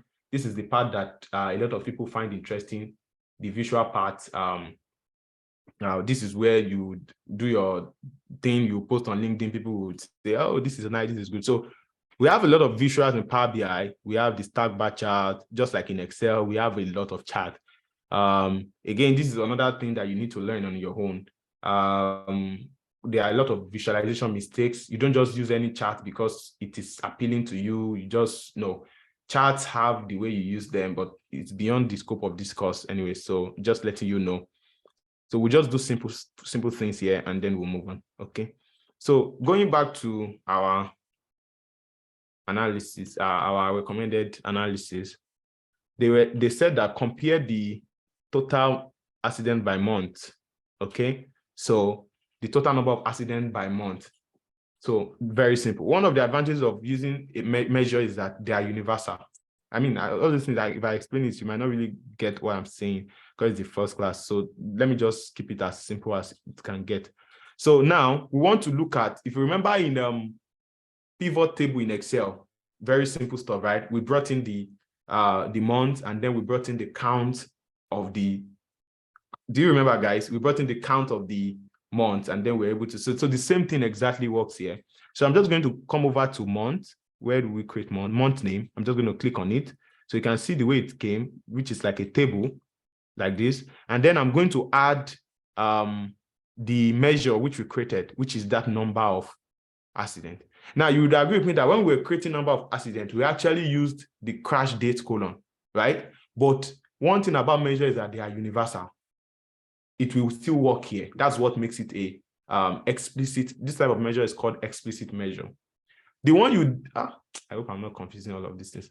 I mean, I feel like I'm saying a lot of things, and I don't know if anyone is lost. Just call my attention. I would pause. But I mean, that's just the way it is. So I don't know if I'm giving a lot of info. Please just let me know if you're at any point confused. So now there are two ways I can get count. Let me show you the first way, and let me show you the second one so you can understand what I'm saying better. So just the way we did it in pivot table, I brought in the month name. You can see it here, right? I can also bring in this month name again. You remember how we did it in pivot table, right? And then I can change this, just exactly we did in pivot table. I can change this. Now I have several options here. Since I want to count, I can change this to count. So the moment I change this to count, look at it. So I can say that in August, we had 411. Let me increase this. I can say that in August, we have 8747. In April, we had 4116 accidents, and so on and so forth. This is okay to do. In fact, this is very correct. But there is a disadvantage with this. And that's the fact that, let's say, for instance, I need this number elsewhere in another place. There's no way I can get it. So this is known as implicit measure. That means you can only use it. Its use is only within this place, just because of the way we have created it. Okay, but that other one, again, I'm going to bring in month again. And then I will use that other measure that we created, which is that number of accidents. So if I bring it here, you can see that I'm having the same number exactly. So this is explicit because this can be used across board. So let's assume I don't want to do for month anymore. I want to do for day. Now, if I bring for day now, this is day name. This is Friday, Monday, Tuesday. It means that the same thing I did here, I have to do it again, which is that I will bring in my day here and then change the name, change day name to what? Count. So that's why it is implicit, because what I used here, I cannot reuse it again. Do you get the meaning of implicit now? But if I bring that same day name here, even with that first measure that I already created, I can use it without changing anything. So I will just bring in that measure. Again, we'll still get the same answer as we got here. So this is the difference between an implicit measure and an explicit measure. So implicit is you cannot reuse it any other place. And this is the way you create it. You bring in the what you want to count, you bring it again, and you change it to count, just like in pivot table in Excel. But that of explicit, you can see that we are using it any day, anytime. You'll be using it, and it will still be giving you the result. Of course, now you can see that here we are seeing like it is in decimal, so you can change this. So if I click on this is what I wanted to show you earlier. I think it makes sense to show you now. If I click on this number of accidents that is here, I can reduce, you can see the number of decimals. I'll change it to 2. With them, sorry, not to 0. So you can see that the number looks the way it should look. Okay, so that's that. Now they asked us for percentage. Okay, again, please, if you have questions, just interrupt me, please. If you have any question, thank you. So let me separate these guys so that we can know this is the implicit, this is the explicit. So now if I want percentage, again, you can do the percentage here again, just the same thing. I'll bring in the count, I'll bring in the month name. Since we are dealing with month name, you can even see that the stuff is stressful. If I bring in month name again, I can change this stuff now to how can I change this now to percentage? If I change it to count, and then I can change, okay, now that it is count, okay, let me return it so you will see what I'm doing. So if I bring in this month name again, I can't have that option because it is still seeing it as string, right? As a text. So now if I change this to count, we would see that we have exactly the same thing as we have, but I don't want count, I want percentage, right? So now I'll go back to that count again. You now see show value as. So once you see show value as, you have percentage of grand total. So once I change it, you have this. So you can see that 19% were in what? In January, which is like the highest. So if you want to do it for this one too again, that's how you're going to do it. You bring day name again, you change it to count, and then you will now change it to show value as percent, which is exactly what they were asking for in our requirement. Can you see? Can you see how, imagine you have to do it for hour two, that's how you'll be changing it. But with explicit measure, you can create a new measure that will work for only percentage. Okay, this one, you cannot really change this one. Of course, you can do show value as two, as grand total, but should I show you how you can create an? Okay, because of time, let me just, let us keep it simple. So this one, you can still use that same measure. Do you get it now? So I'll bring it that same measure here again, and then change from show value as percentage. And then you will see that you have, let me reduce the screen a bit. And then you see that you have this. Can you see exactly the same thing? So you can see how we are using that measure repeatedly without having to do anything, unlike the implicit you get. So those are the advantages of using the measures. And then we also have like breakdown by day of the week. We've done that. By hour of the day. Now let me show you, let me rename this one to month. Now let me create a new page and call this one hour. Okay, so hour now, let's choose hour. Again, I'm bringing hour. Now, by default, Power BI choose this chart, but I don't want my hour to be summarized because does it even make sense to add up all the hours? No, all I want it to be in a table form like this. Yeah, you can see here it's saying sum, it's summing everything, but I don't want it to sum everything. So I will change this from sum to don't summarize. So when I change it to don't summarize, you can see that all the list came out as it should be. Okay, so because before what it was doing was it was summarizing it, it's adding everything up, but I don't want it to do that. I want to see all of my hours one by one. Now I can bring in my measure again. You can see this same measure is working across board. That's explicit. It's working across board. It will keep working like that. So these are the number of accidents. And of course, if you want to, you can see that you cannot really know which one is the highest. Let me go back to month. You cannot really know which one is the highest by taking a look. So you can just sort this. There are several ways you can sort it. Let me show you how. So the first way is you can use this 3 dot here and then sort by. So let's say I want to sort by the number of accidents. So you can see that now we have the highest coming up. But that's probably a manual way of doing it. Just click on that column that you want to sort by. So let's say, for instance, I want to sort by, okay, let me come to this one. So I want to sort by the number of accidents. So I just click on it. It will reorder. If I click on it again, it will go in descending order. It will go in ascending order. If I click on it again, it comes in ascending order. So that's a faster way of sorting.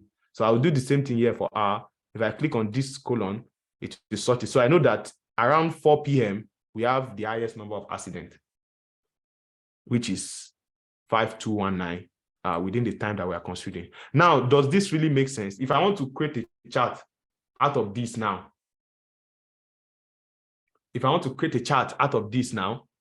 let me use a simple, maybe like a bar chart or a line series. A line chart is perfect for this.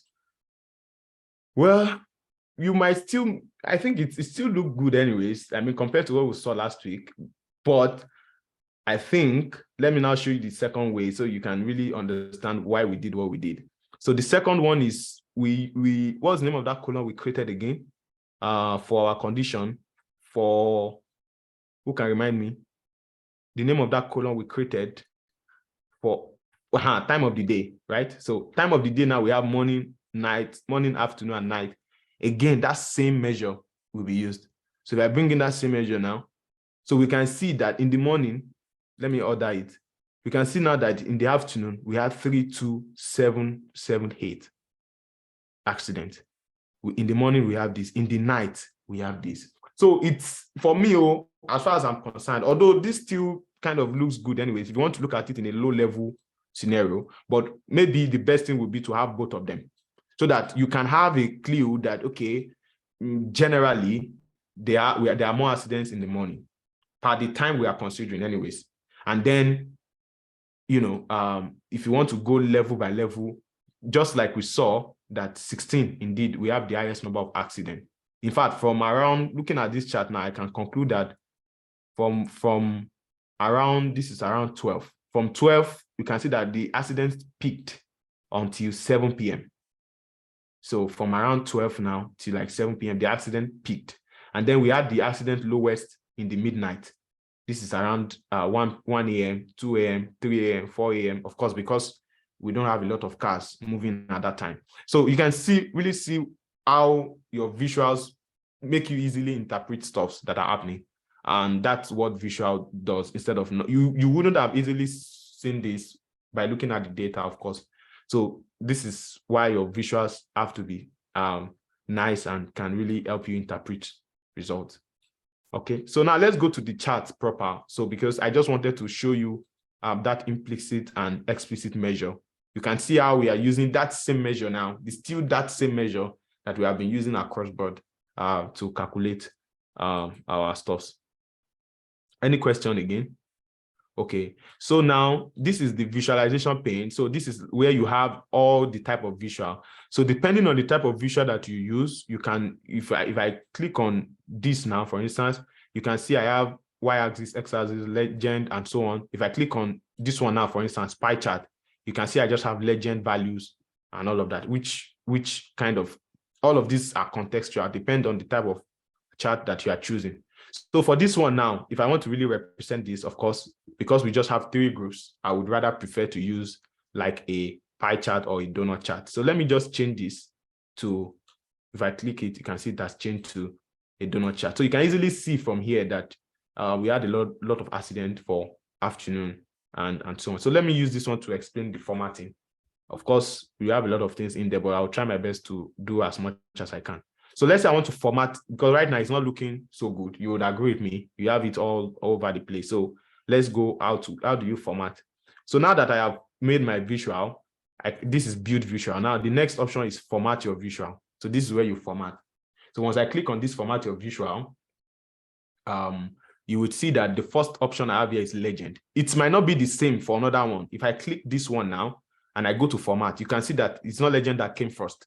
We have x-axis, y-axis, and that's because we have them. Here, we don't have anything like x-axis, y-axis, so it's understandable. So it depends on what you are formatting.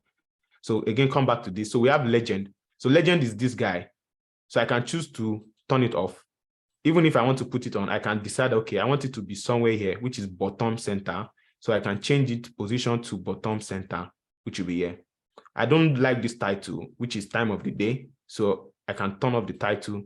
You can see very easy stuff to use, and that's really all about the legend. And then the slices. So I can decide that my afternoon, I want it to be, I'm not so good with colors, so I don't think this is my area of expertise. So if you really think there is a better color, this is how you can change it. Just click on it. Okay, I want this one to be black and so on, but I will leave it like that. Okay, let me just change one of them. So I think night is always about black, right? Everywhere will be dark. So let me use black. And afternoon is always like Chelsea's blue. So let me use this one. And then maybe morning, it's always like this one. Does it make sense? Okay, thanks. Maybe. Like I said, I'm not good with colors, so just manage that. So that's that. So the next one is detail labels. So detail labels are all of these things.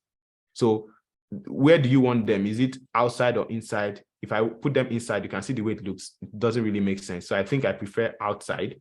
I don't know what this prefer outside means. This is the first time I'm saying it, but let me just leave it at outside. And then label content. So you can decide. Right now, you can see that we are seeing both the number, which is 11K accident, and we're also seeing the percentage. So you can decide that you want both of them. You can decide that you only want the value, which is data value.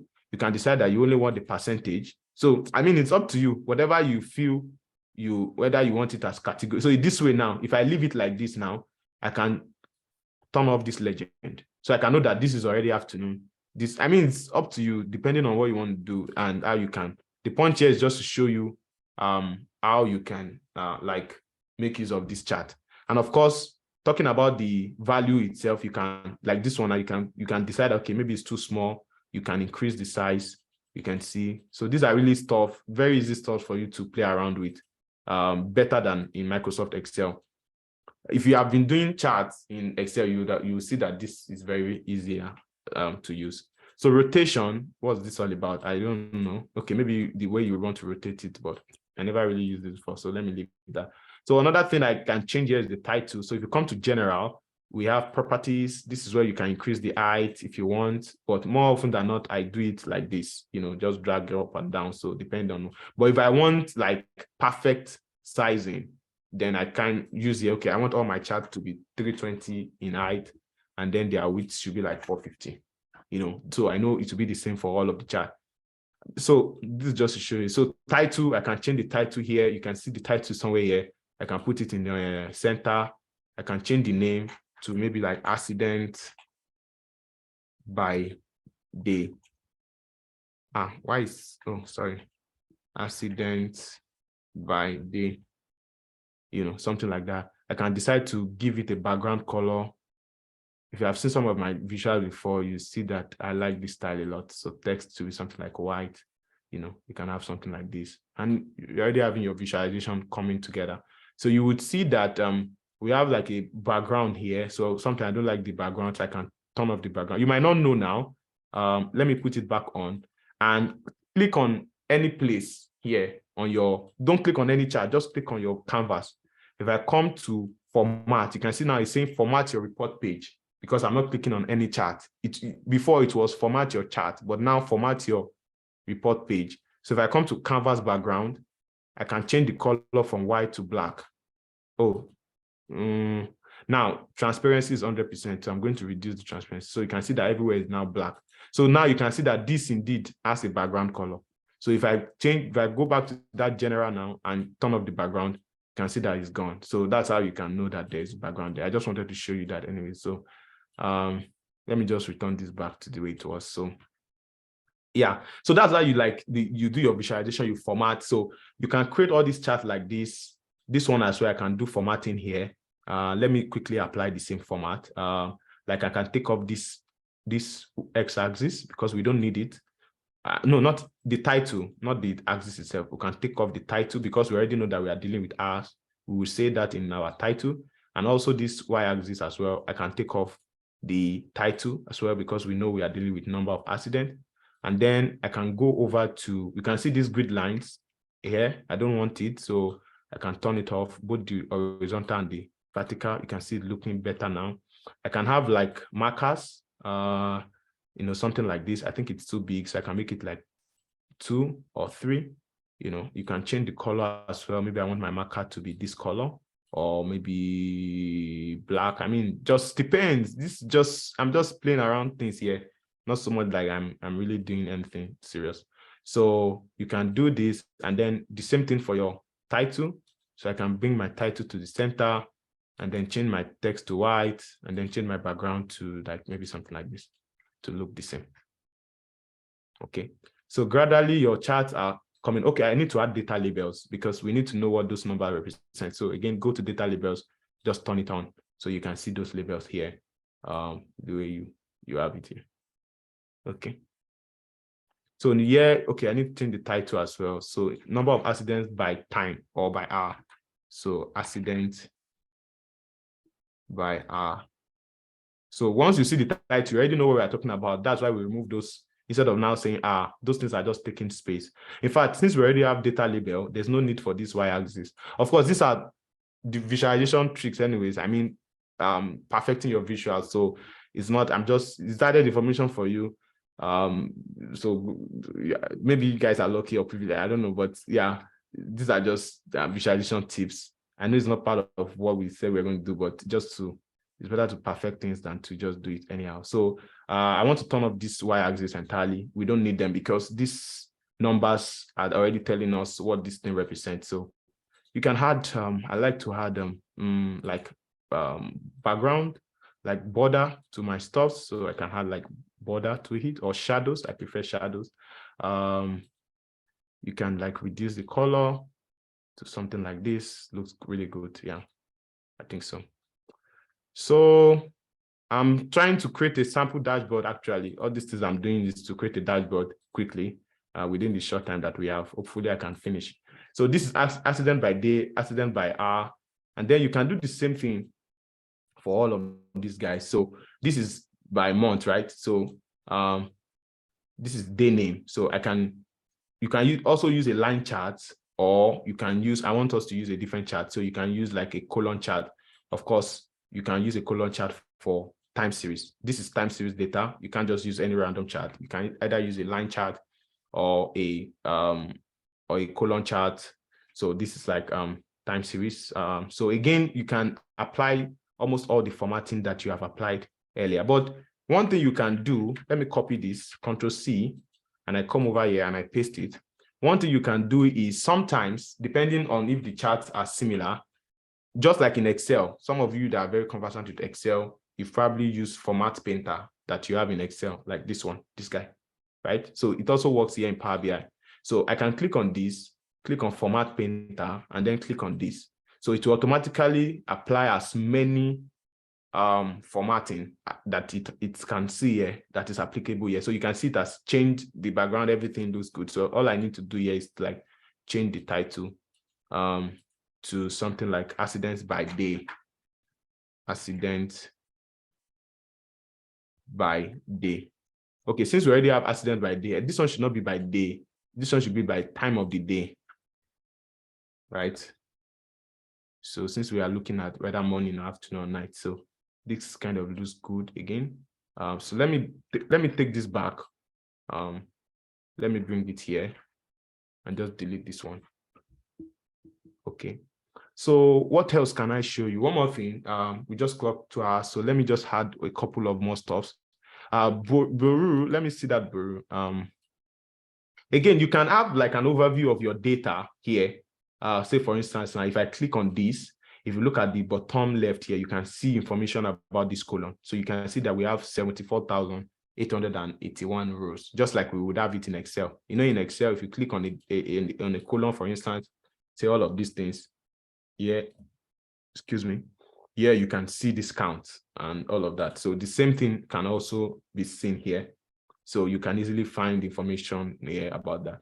So let's look at, we've done hour, we've done day, we've done month. Let's look at number. So let's look at number of persons killed. Okay, so I want to look at how many people have been killed so far in all of this. So how can we do that? So again, if we want to do that here in Excel, let me show you so we can relate with what we are doing. So for number of persons killed in Excel, which is this one, all I need to do is to, who can tell me, can anyone suggest what we need to do to get the number of persons killed? If you want to know how many people were killed in the traffic accident so far, can anyone unmute? Why is no one talking since? No question, nothing. I'm just the only one talking. I hope you guys. We're here with you, Okay. Mr. Idris. Okay. So I guess the same thing like the numbers of accident, that we can use the count function as well. Will it be count? Yes, we can use. Okay, I see that everything is in zero. Is in zeros. There's no value to it. Are you sure? Let's check it. If I apply this now, we have some 1, 0, 1, 2, 3, 4, 5. We actually want to know. Okay, let me quickly give you an example. So let's assume in January we had 3 people killed.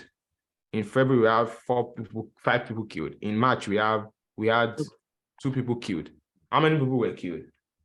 Then we use sum. We use the sum. Exactly, not count. It will be sum.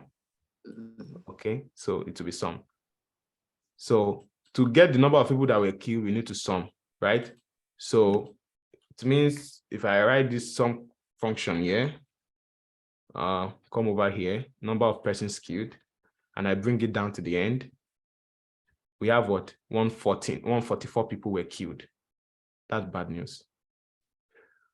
Okay, so the same thing, sum, right? So you create a new measure, and then you can name it number of persons killed. I'm giving it this long name so that you can relate with it. Left to me, I can just say NK, which means number of persons killed. So that's on my own developer side, but of course, number of persons killed equals to sum, right? So we want to sum number of persons queued colon, right? So you can type queued. If you type queued, it will bring you all the options that have things like queued. So what we want to do is number of persons queued. So once I click on that, I click on enter, and my measure has been created. So if I come over here, you will see number of persons queued. Here, this is second measure. Okay. So you can also search for your measure in case you have a lot of them. Although personally, I prefer to use a measure table, but I won't be mentioning that anyway, so as to not confuse everything. But that's a measure table will be a dedicated table for all my measures. So it will not be among all of these things. So that way is easier to find, but it's not part of the curriculum of this one.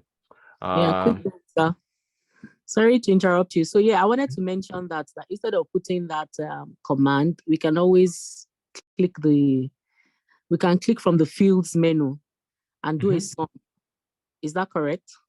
Yeah, you can, exactly. But what type of measure will that give you? So let's say we want to do the same sum, and I don't want to write the command out like you did, and I want to pick it from the field section. Can I do that? I mean, you want to get the sum of all the people queued, right? For instance, yes. Without writing the measure. That's correct. Can we select from this table here? Yeah, so when you can. Okay. You can. Okay, let's do that. But I think I kind of explained with count earlier, and I told you the difference. What kind of measure is that? Implicit. Okay, right. You get. So, but let's see. So if I bring in number of persons queued, this one, excuse me, it's not supposed to be here. That's Control Z that I used. So you can see that it works here. So this is number of persons queued. This is number of persons injured. So number of persons queued is this one. So the moment I click on it, you can see it, by default, it brought this chart. So I can change it to a card. And there we have 144, which is exactly what we had in. But this is implicit. Because if I want to check it based on day or month, I would need to be creating it all the time. Just like, okay, let me show you. Maybe let me create a new page and just say killed. Okay. So if I bring the number of persons killed here like this, as a table, and then let me use day name. So let me use day name. You will see what we have like this. Okay. So I want to reorder this. So day name should come first. So I can just drag it up so you can see. So if I click on this, you can see that a lot of people were queued on a Saturday, which is understandable. Maybe they were partying or went for all of those things. So a lot of people were queued on Saturday and so on and so forth. If I need the same thing now for month, I can copy this, paste it, remove day name, and then bring in month name. Okay, remove this one. Just let me remove everything entirely. So bring in month, and then bring in number of persons queued. This is it. So the reason why we don't need to change it here, because it is a number. So PowerBI automatically sums it up for you. It's a number. It's not like it's a string. You know, I also mentioned that last week in Excel. If you bring in a string, it will automatically change to count in Power BI, right? You in pivot table. So here, if you automatically bring in a number, it will change to the sum by default. So you can now change, okay, I don't want sum, I want count, and all of those things. So that's how it is. So you can see that for months now, in the month of June, a lot of people were killed, 32 people were killed, and so on and so forth. So, but with that measure that we have created now, instead of having to manually do this all the time, that measure will also work, which is number of persons killed here. This measure can be used elsewhere. Now, when I say can be used elsewhere, this is not just how you can use it. In fact, you might want to write another measure that will use that measure that you've created, but it's beyond the scope of this course. Explicit measure are the best. Just take it from me. I never create my measures like this. I mean, do something like this. Yes, I know it's very easy to do, but no, never. So always get very familiar with your DAX. Any small thing like this, write your DAX. Very easy. It's not hard now. Is it hard? I know you guys can do it. So the same thing that we did here, let's do it again with day name. So I'm just going to bring in day name. Yeah. Oh, okay. Okay. Yeah. Day name here. And then I'm going to use that my measure now instead. So you can see that we have exactly the same thing. If I order this, you can see we're having the same thing, right? So the same thing for month. I can bring in my month, and then I can remove this one and then bring in down my measure that I created and then submit, right? And then I can change the chart for this, right? To, this is day name. So I can use, let me use this bar, this one. I'm just trying to play around different visuals for us to see. So this again looks good. This again, you can use it for the month, for the one for month, or you can use a line one this time for month. I mean, just playing around different things to see. So this one, I can see I need to remove these grid lines. I don't really like grid lines in my, we're almost done because we are 10 minutes past the allocated time. So I'm almost done. I will finish with this one. I will take up this x-axis title. I don't need it. I'll also take out the y-axis title. I don't need it because my main title will tell us that we are looking at persons skewed by month.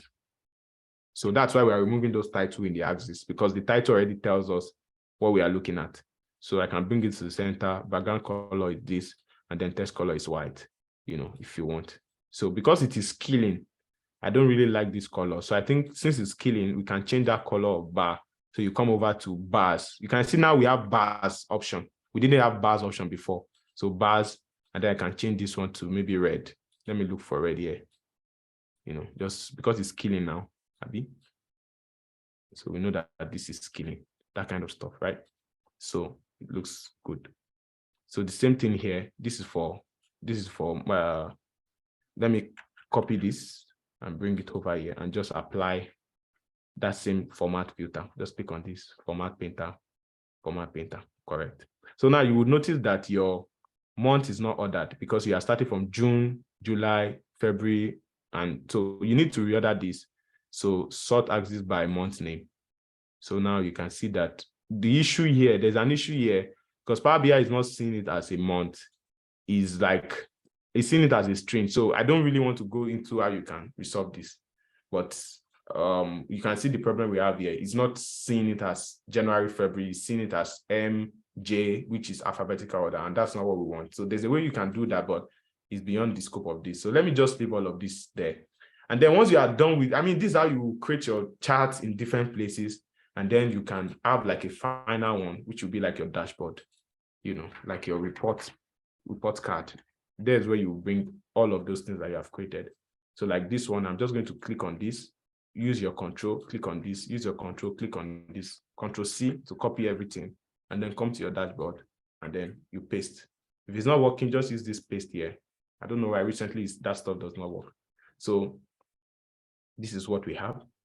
I can increase my page size because I think this page is small right now. So I can just click on empty space, click on format your page report, canvas settings. By default, you have 16:9. So I will change it to custom, which is 720 by 1280. So I can change my height to say 800, and my width, I can change my width to say 1.4. It's up to you. So this is I just want to show you. So now I can order my stuffs here like this, just depending on how you want to arrange them. Right now I'm blank. I cannot even think of how, I didn't really have a lot of time to do this before I started. If not, I would have probably had an idea in my head to arrange it. But this is literally how you bring all of those things together. You bring it of queued as well, and this one. Click on Control C, bring them over here, paste them. So you can see these are the number of persons that were queued, that kind of stuff. Just have them ordered like this. Okay, this one needs to be formatted. So I click on, I think we already have it now, right? So this is it here. So number of persons queued by month name. So I can just change the title to persons queued by month. Okay. So since it's about persons queued, let it be under persons queued here as well. So it will be uniform. That we are looking at people that were queued here. So this is accident by day, time of the day. This one can come first. This is just my own discretion anyways. You can do anything that you want. So this is literally how all the charts work. All those things that you see online, this is how they produce them. So this is by accidents by day. So you can bring this as well. Number of accidents by day. So you can bring this as well somewhere here if you want. I don't know how you want it, but like I said, my head is just blank right now. I can't even really think of how best to arrange these visuals, but that's just how it goes. Okay, let me bring this here. Then let this be here. Okay. Sorry, guys. I know I'm taking a lot of your time. Apologies. So, okay. Let me just stop here. I mean, there's really a lot of arrangement that needs to be done, but I mean, this is just to get you familiar with these things, and how it goes. So, depend on whatever you are interested in. So that's how you determine how you're going to arrange your visual. So you can also number of accidents that we have recorded. So you can bring that here. That will tell you that number of accidents. So this is like number of accidents. Number of accidents. So I can do the same format, background color, this one, text color white, just to keep everything uniform, centralize it. You can see we have number of accidents here. That's like title label, category label. So I'm going to turn it off. I don't need it. So we have number of accidents, 75K. Let me bring this down a bit, bring this down a bit, bring this down a bit. Okay. Maybe this should be longer. Okay, let me make this one longer. Then this one can be here. Something like this. I know it doesn't make sense, but just pardon me. Let me manage it.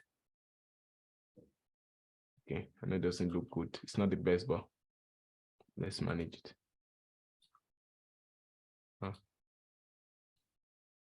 Okay, so this one can come all the way down.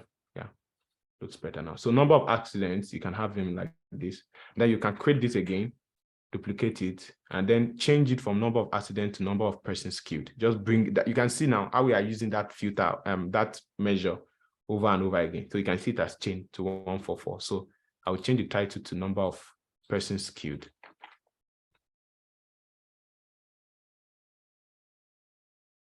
Okay. So, and like that. And then you can have like, let's say I want to give it a title, something like that. So you just like in Excel or any Microsoft tool, you have insert text box, shape, and all of that. So I can insert a text box here, and I can call it like, just type what you want. New York City traffic accident 2020, right? So you can increase the font size to maybe 40, increase this, just as you have it in your, so you can drag this here like this. So you can change so many things. I can change the background. I can remove the background. I've removed the background. You might not see it.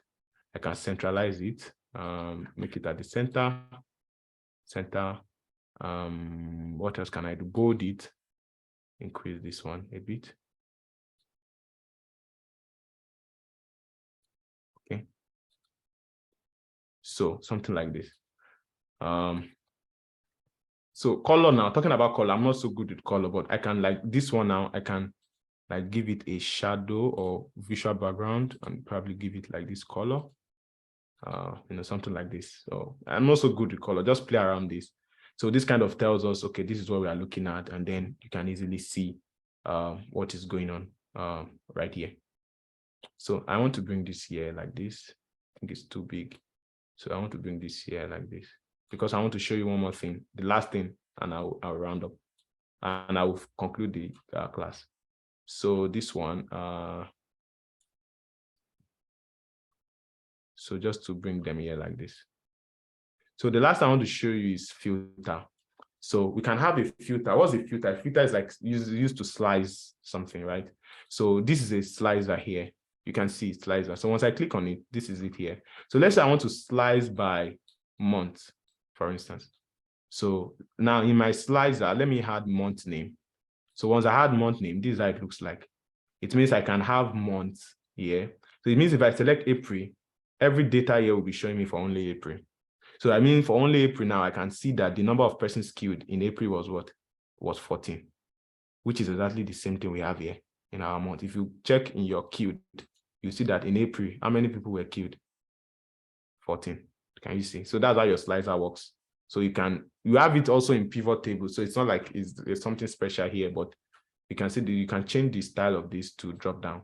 So you can select, okay, I want for August alone, or I want for February alone, that kind of stuff. So you can have your filter by month name. You can also have your filter by hour as well. So you can bring in that slicer and then bring in your hour or time of the, okay, this hour, because of the way it works, you can use this way like this. You can see it's going to be changing everything. You can see, but I don't like this one. So let's use the one that we created, which is time of the day. So I'm going to bring in my slicer again and then time of the day. So you can slice by morning, afternoon, or night. So morning, how many people were killed in the morning? 44.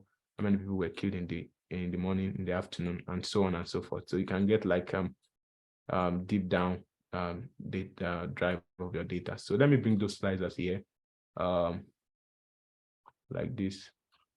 And I mean, this is not the best of things. It's just to show you how you can easily come up with something as fast as possible, and then you can have something to present. Of course, more colors can still be done here, more settings and all of that, but let me just leave it like this. So that's all for my hand, and this way we have been able to we have tried to create a dashboard for this class. I hope you were able to learn something. So if you have any question, please ask, and then we go. Yeah, I have a quick question. Yeah. So technically, all these visuals, is it what they call the dashboard? So this is a dashboard. Yeah, this is a dashboard. Okay. This is a dashboard. A dashboard is just we have dashboard, we have report. Dashboard is just like the most important stuffs. You bring them in a page, and then a report is a more detailed. Then you have multiple pages. That kind of. But dashboard is just a one pager that really gives. I mean, just looking at it, you can really get a lot of things. I can know for sure that we have over 75K accidents already without even reading anything, just looking at it. So that's like a dashboard. But report will go into detail, then you can begin to see level by level and all of that. Yeah. Right. And that's different from modeling. Yeah, entirely different. I mean, this is like the end part. This is the visualization. This is what the business will see. But modeling is all about bringing your data together from the back. I mean, this is the back end. Okay, Yeah. got it. Yeah. Thank you so much. You're welcome. Any other questions, guys? Yes. Please, I would like to ask, is it possible for you to show us how report looks like? Report? Yeah, you said there is dashboard and there's reports and okay. So dashboard is just a one pager, like I said. So most likely, if I want to share this dashboard with my team, I would show them just this page. But reports now, just the way I've been creating pages, that's our report. So it's going to be everything together, and they will be linked so that, okay, let's say, for instance, on this dashboard now, I want to look at more details. Can I show you something, just something very quickly? Okay, let's say here now, which one can I use? Okay, this is this is not month. This is queued by day name, not month. By day name.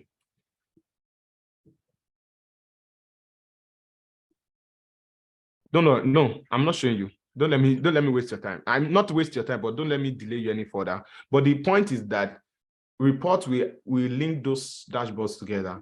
We link those single page together. So it's not a single page. Dashboard is a single page. Reports are multiple pages, but they are still communicating that same business.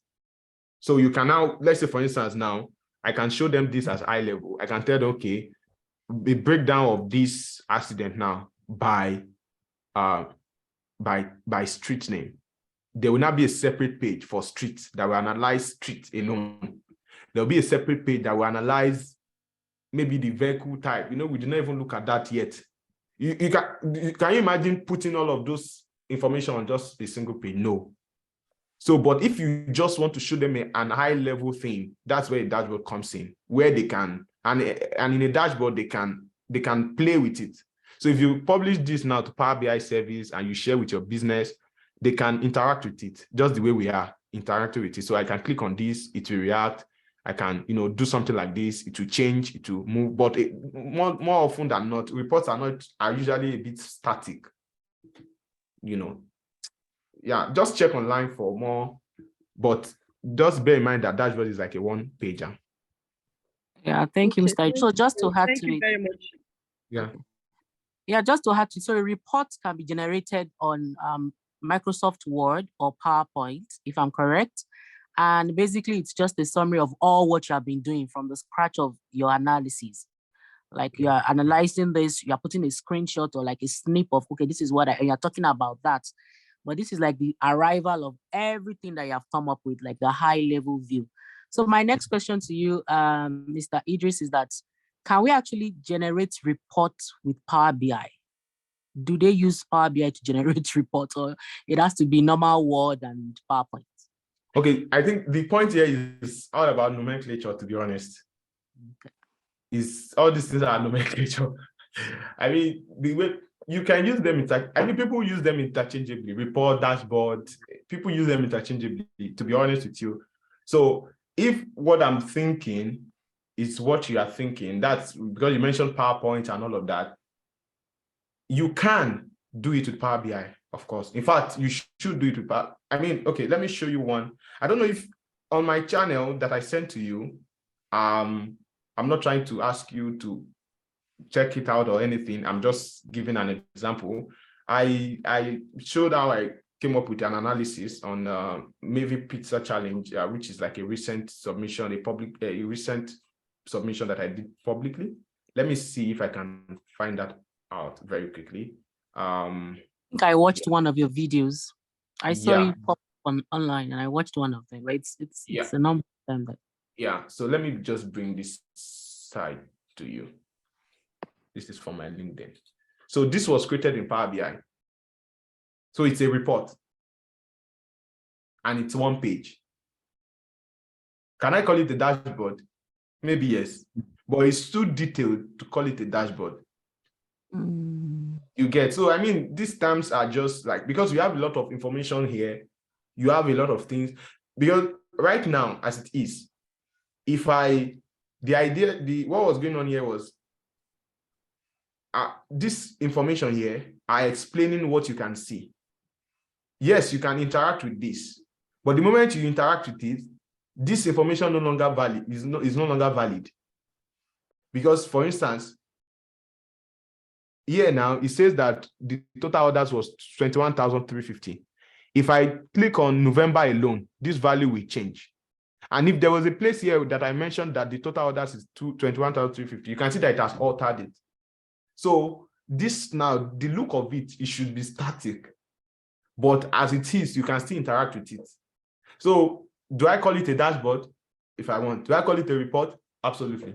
So all these things are just, another person can create this in Power BI, in PowerPoint. They will create all of the visuals alone and then bring them in maybe in Word, Microsoft Word, or in PowerPoint, and then bring all of those texts that you see by the side. So far, they are able to communicate with the business. But in that case, now it might not be interactive, like I said, that this would be. So everything is about nomenclature, everything is about, I mean, these are not even the important things. The important things are to know these things first before you now begin to, whether it is a dashboard or I mean, nobody cares.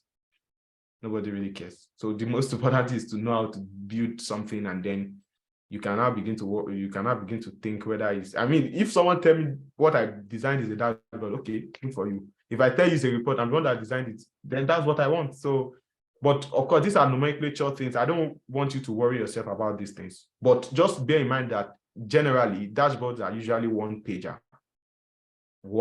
and they give like an high-level overview of what is in the underlying data. While reports will have more information, like you saw earlier, we can tell you what's going on, this happened here, this, that, and that, and that, there, that kind of thing, yeah. So I hope that answers your question. Yes, thank you. Okay. Any other question, guys? Okay. All right. So thank you so much. I think Mr. Femi dropped, so I'll be ending the meeting. He would share the link to the replay in case you want to make reference to that. And I really hope you had you learned something. I personally did learn something today, so trust me. And that's why it's always a nice time out having this kind of session, because it's a learn for everyone. So I wish you guys good luck. We can connect on LinkedIn. Let me share my LinkedIn profile on the chat. Literally my name anyways. So, and oh, okay, I sent it to just someone's DM. And also the YouTube channel that was shared. Also, don't forget to follow Career Haven, who are like the ones who hosted this series. And then if you have any questions about career or anything, you can reach out, and then I believe you get answers. I wish you guys good luck, and until next time, do take care of yourself and see you soon. Bye-bye.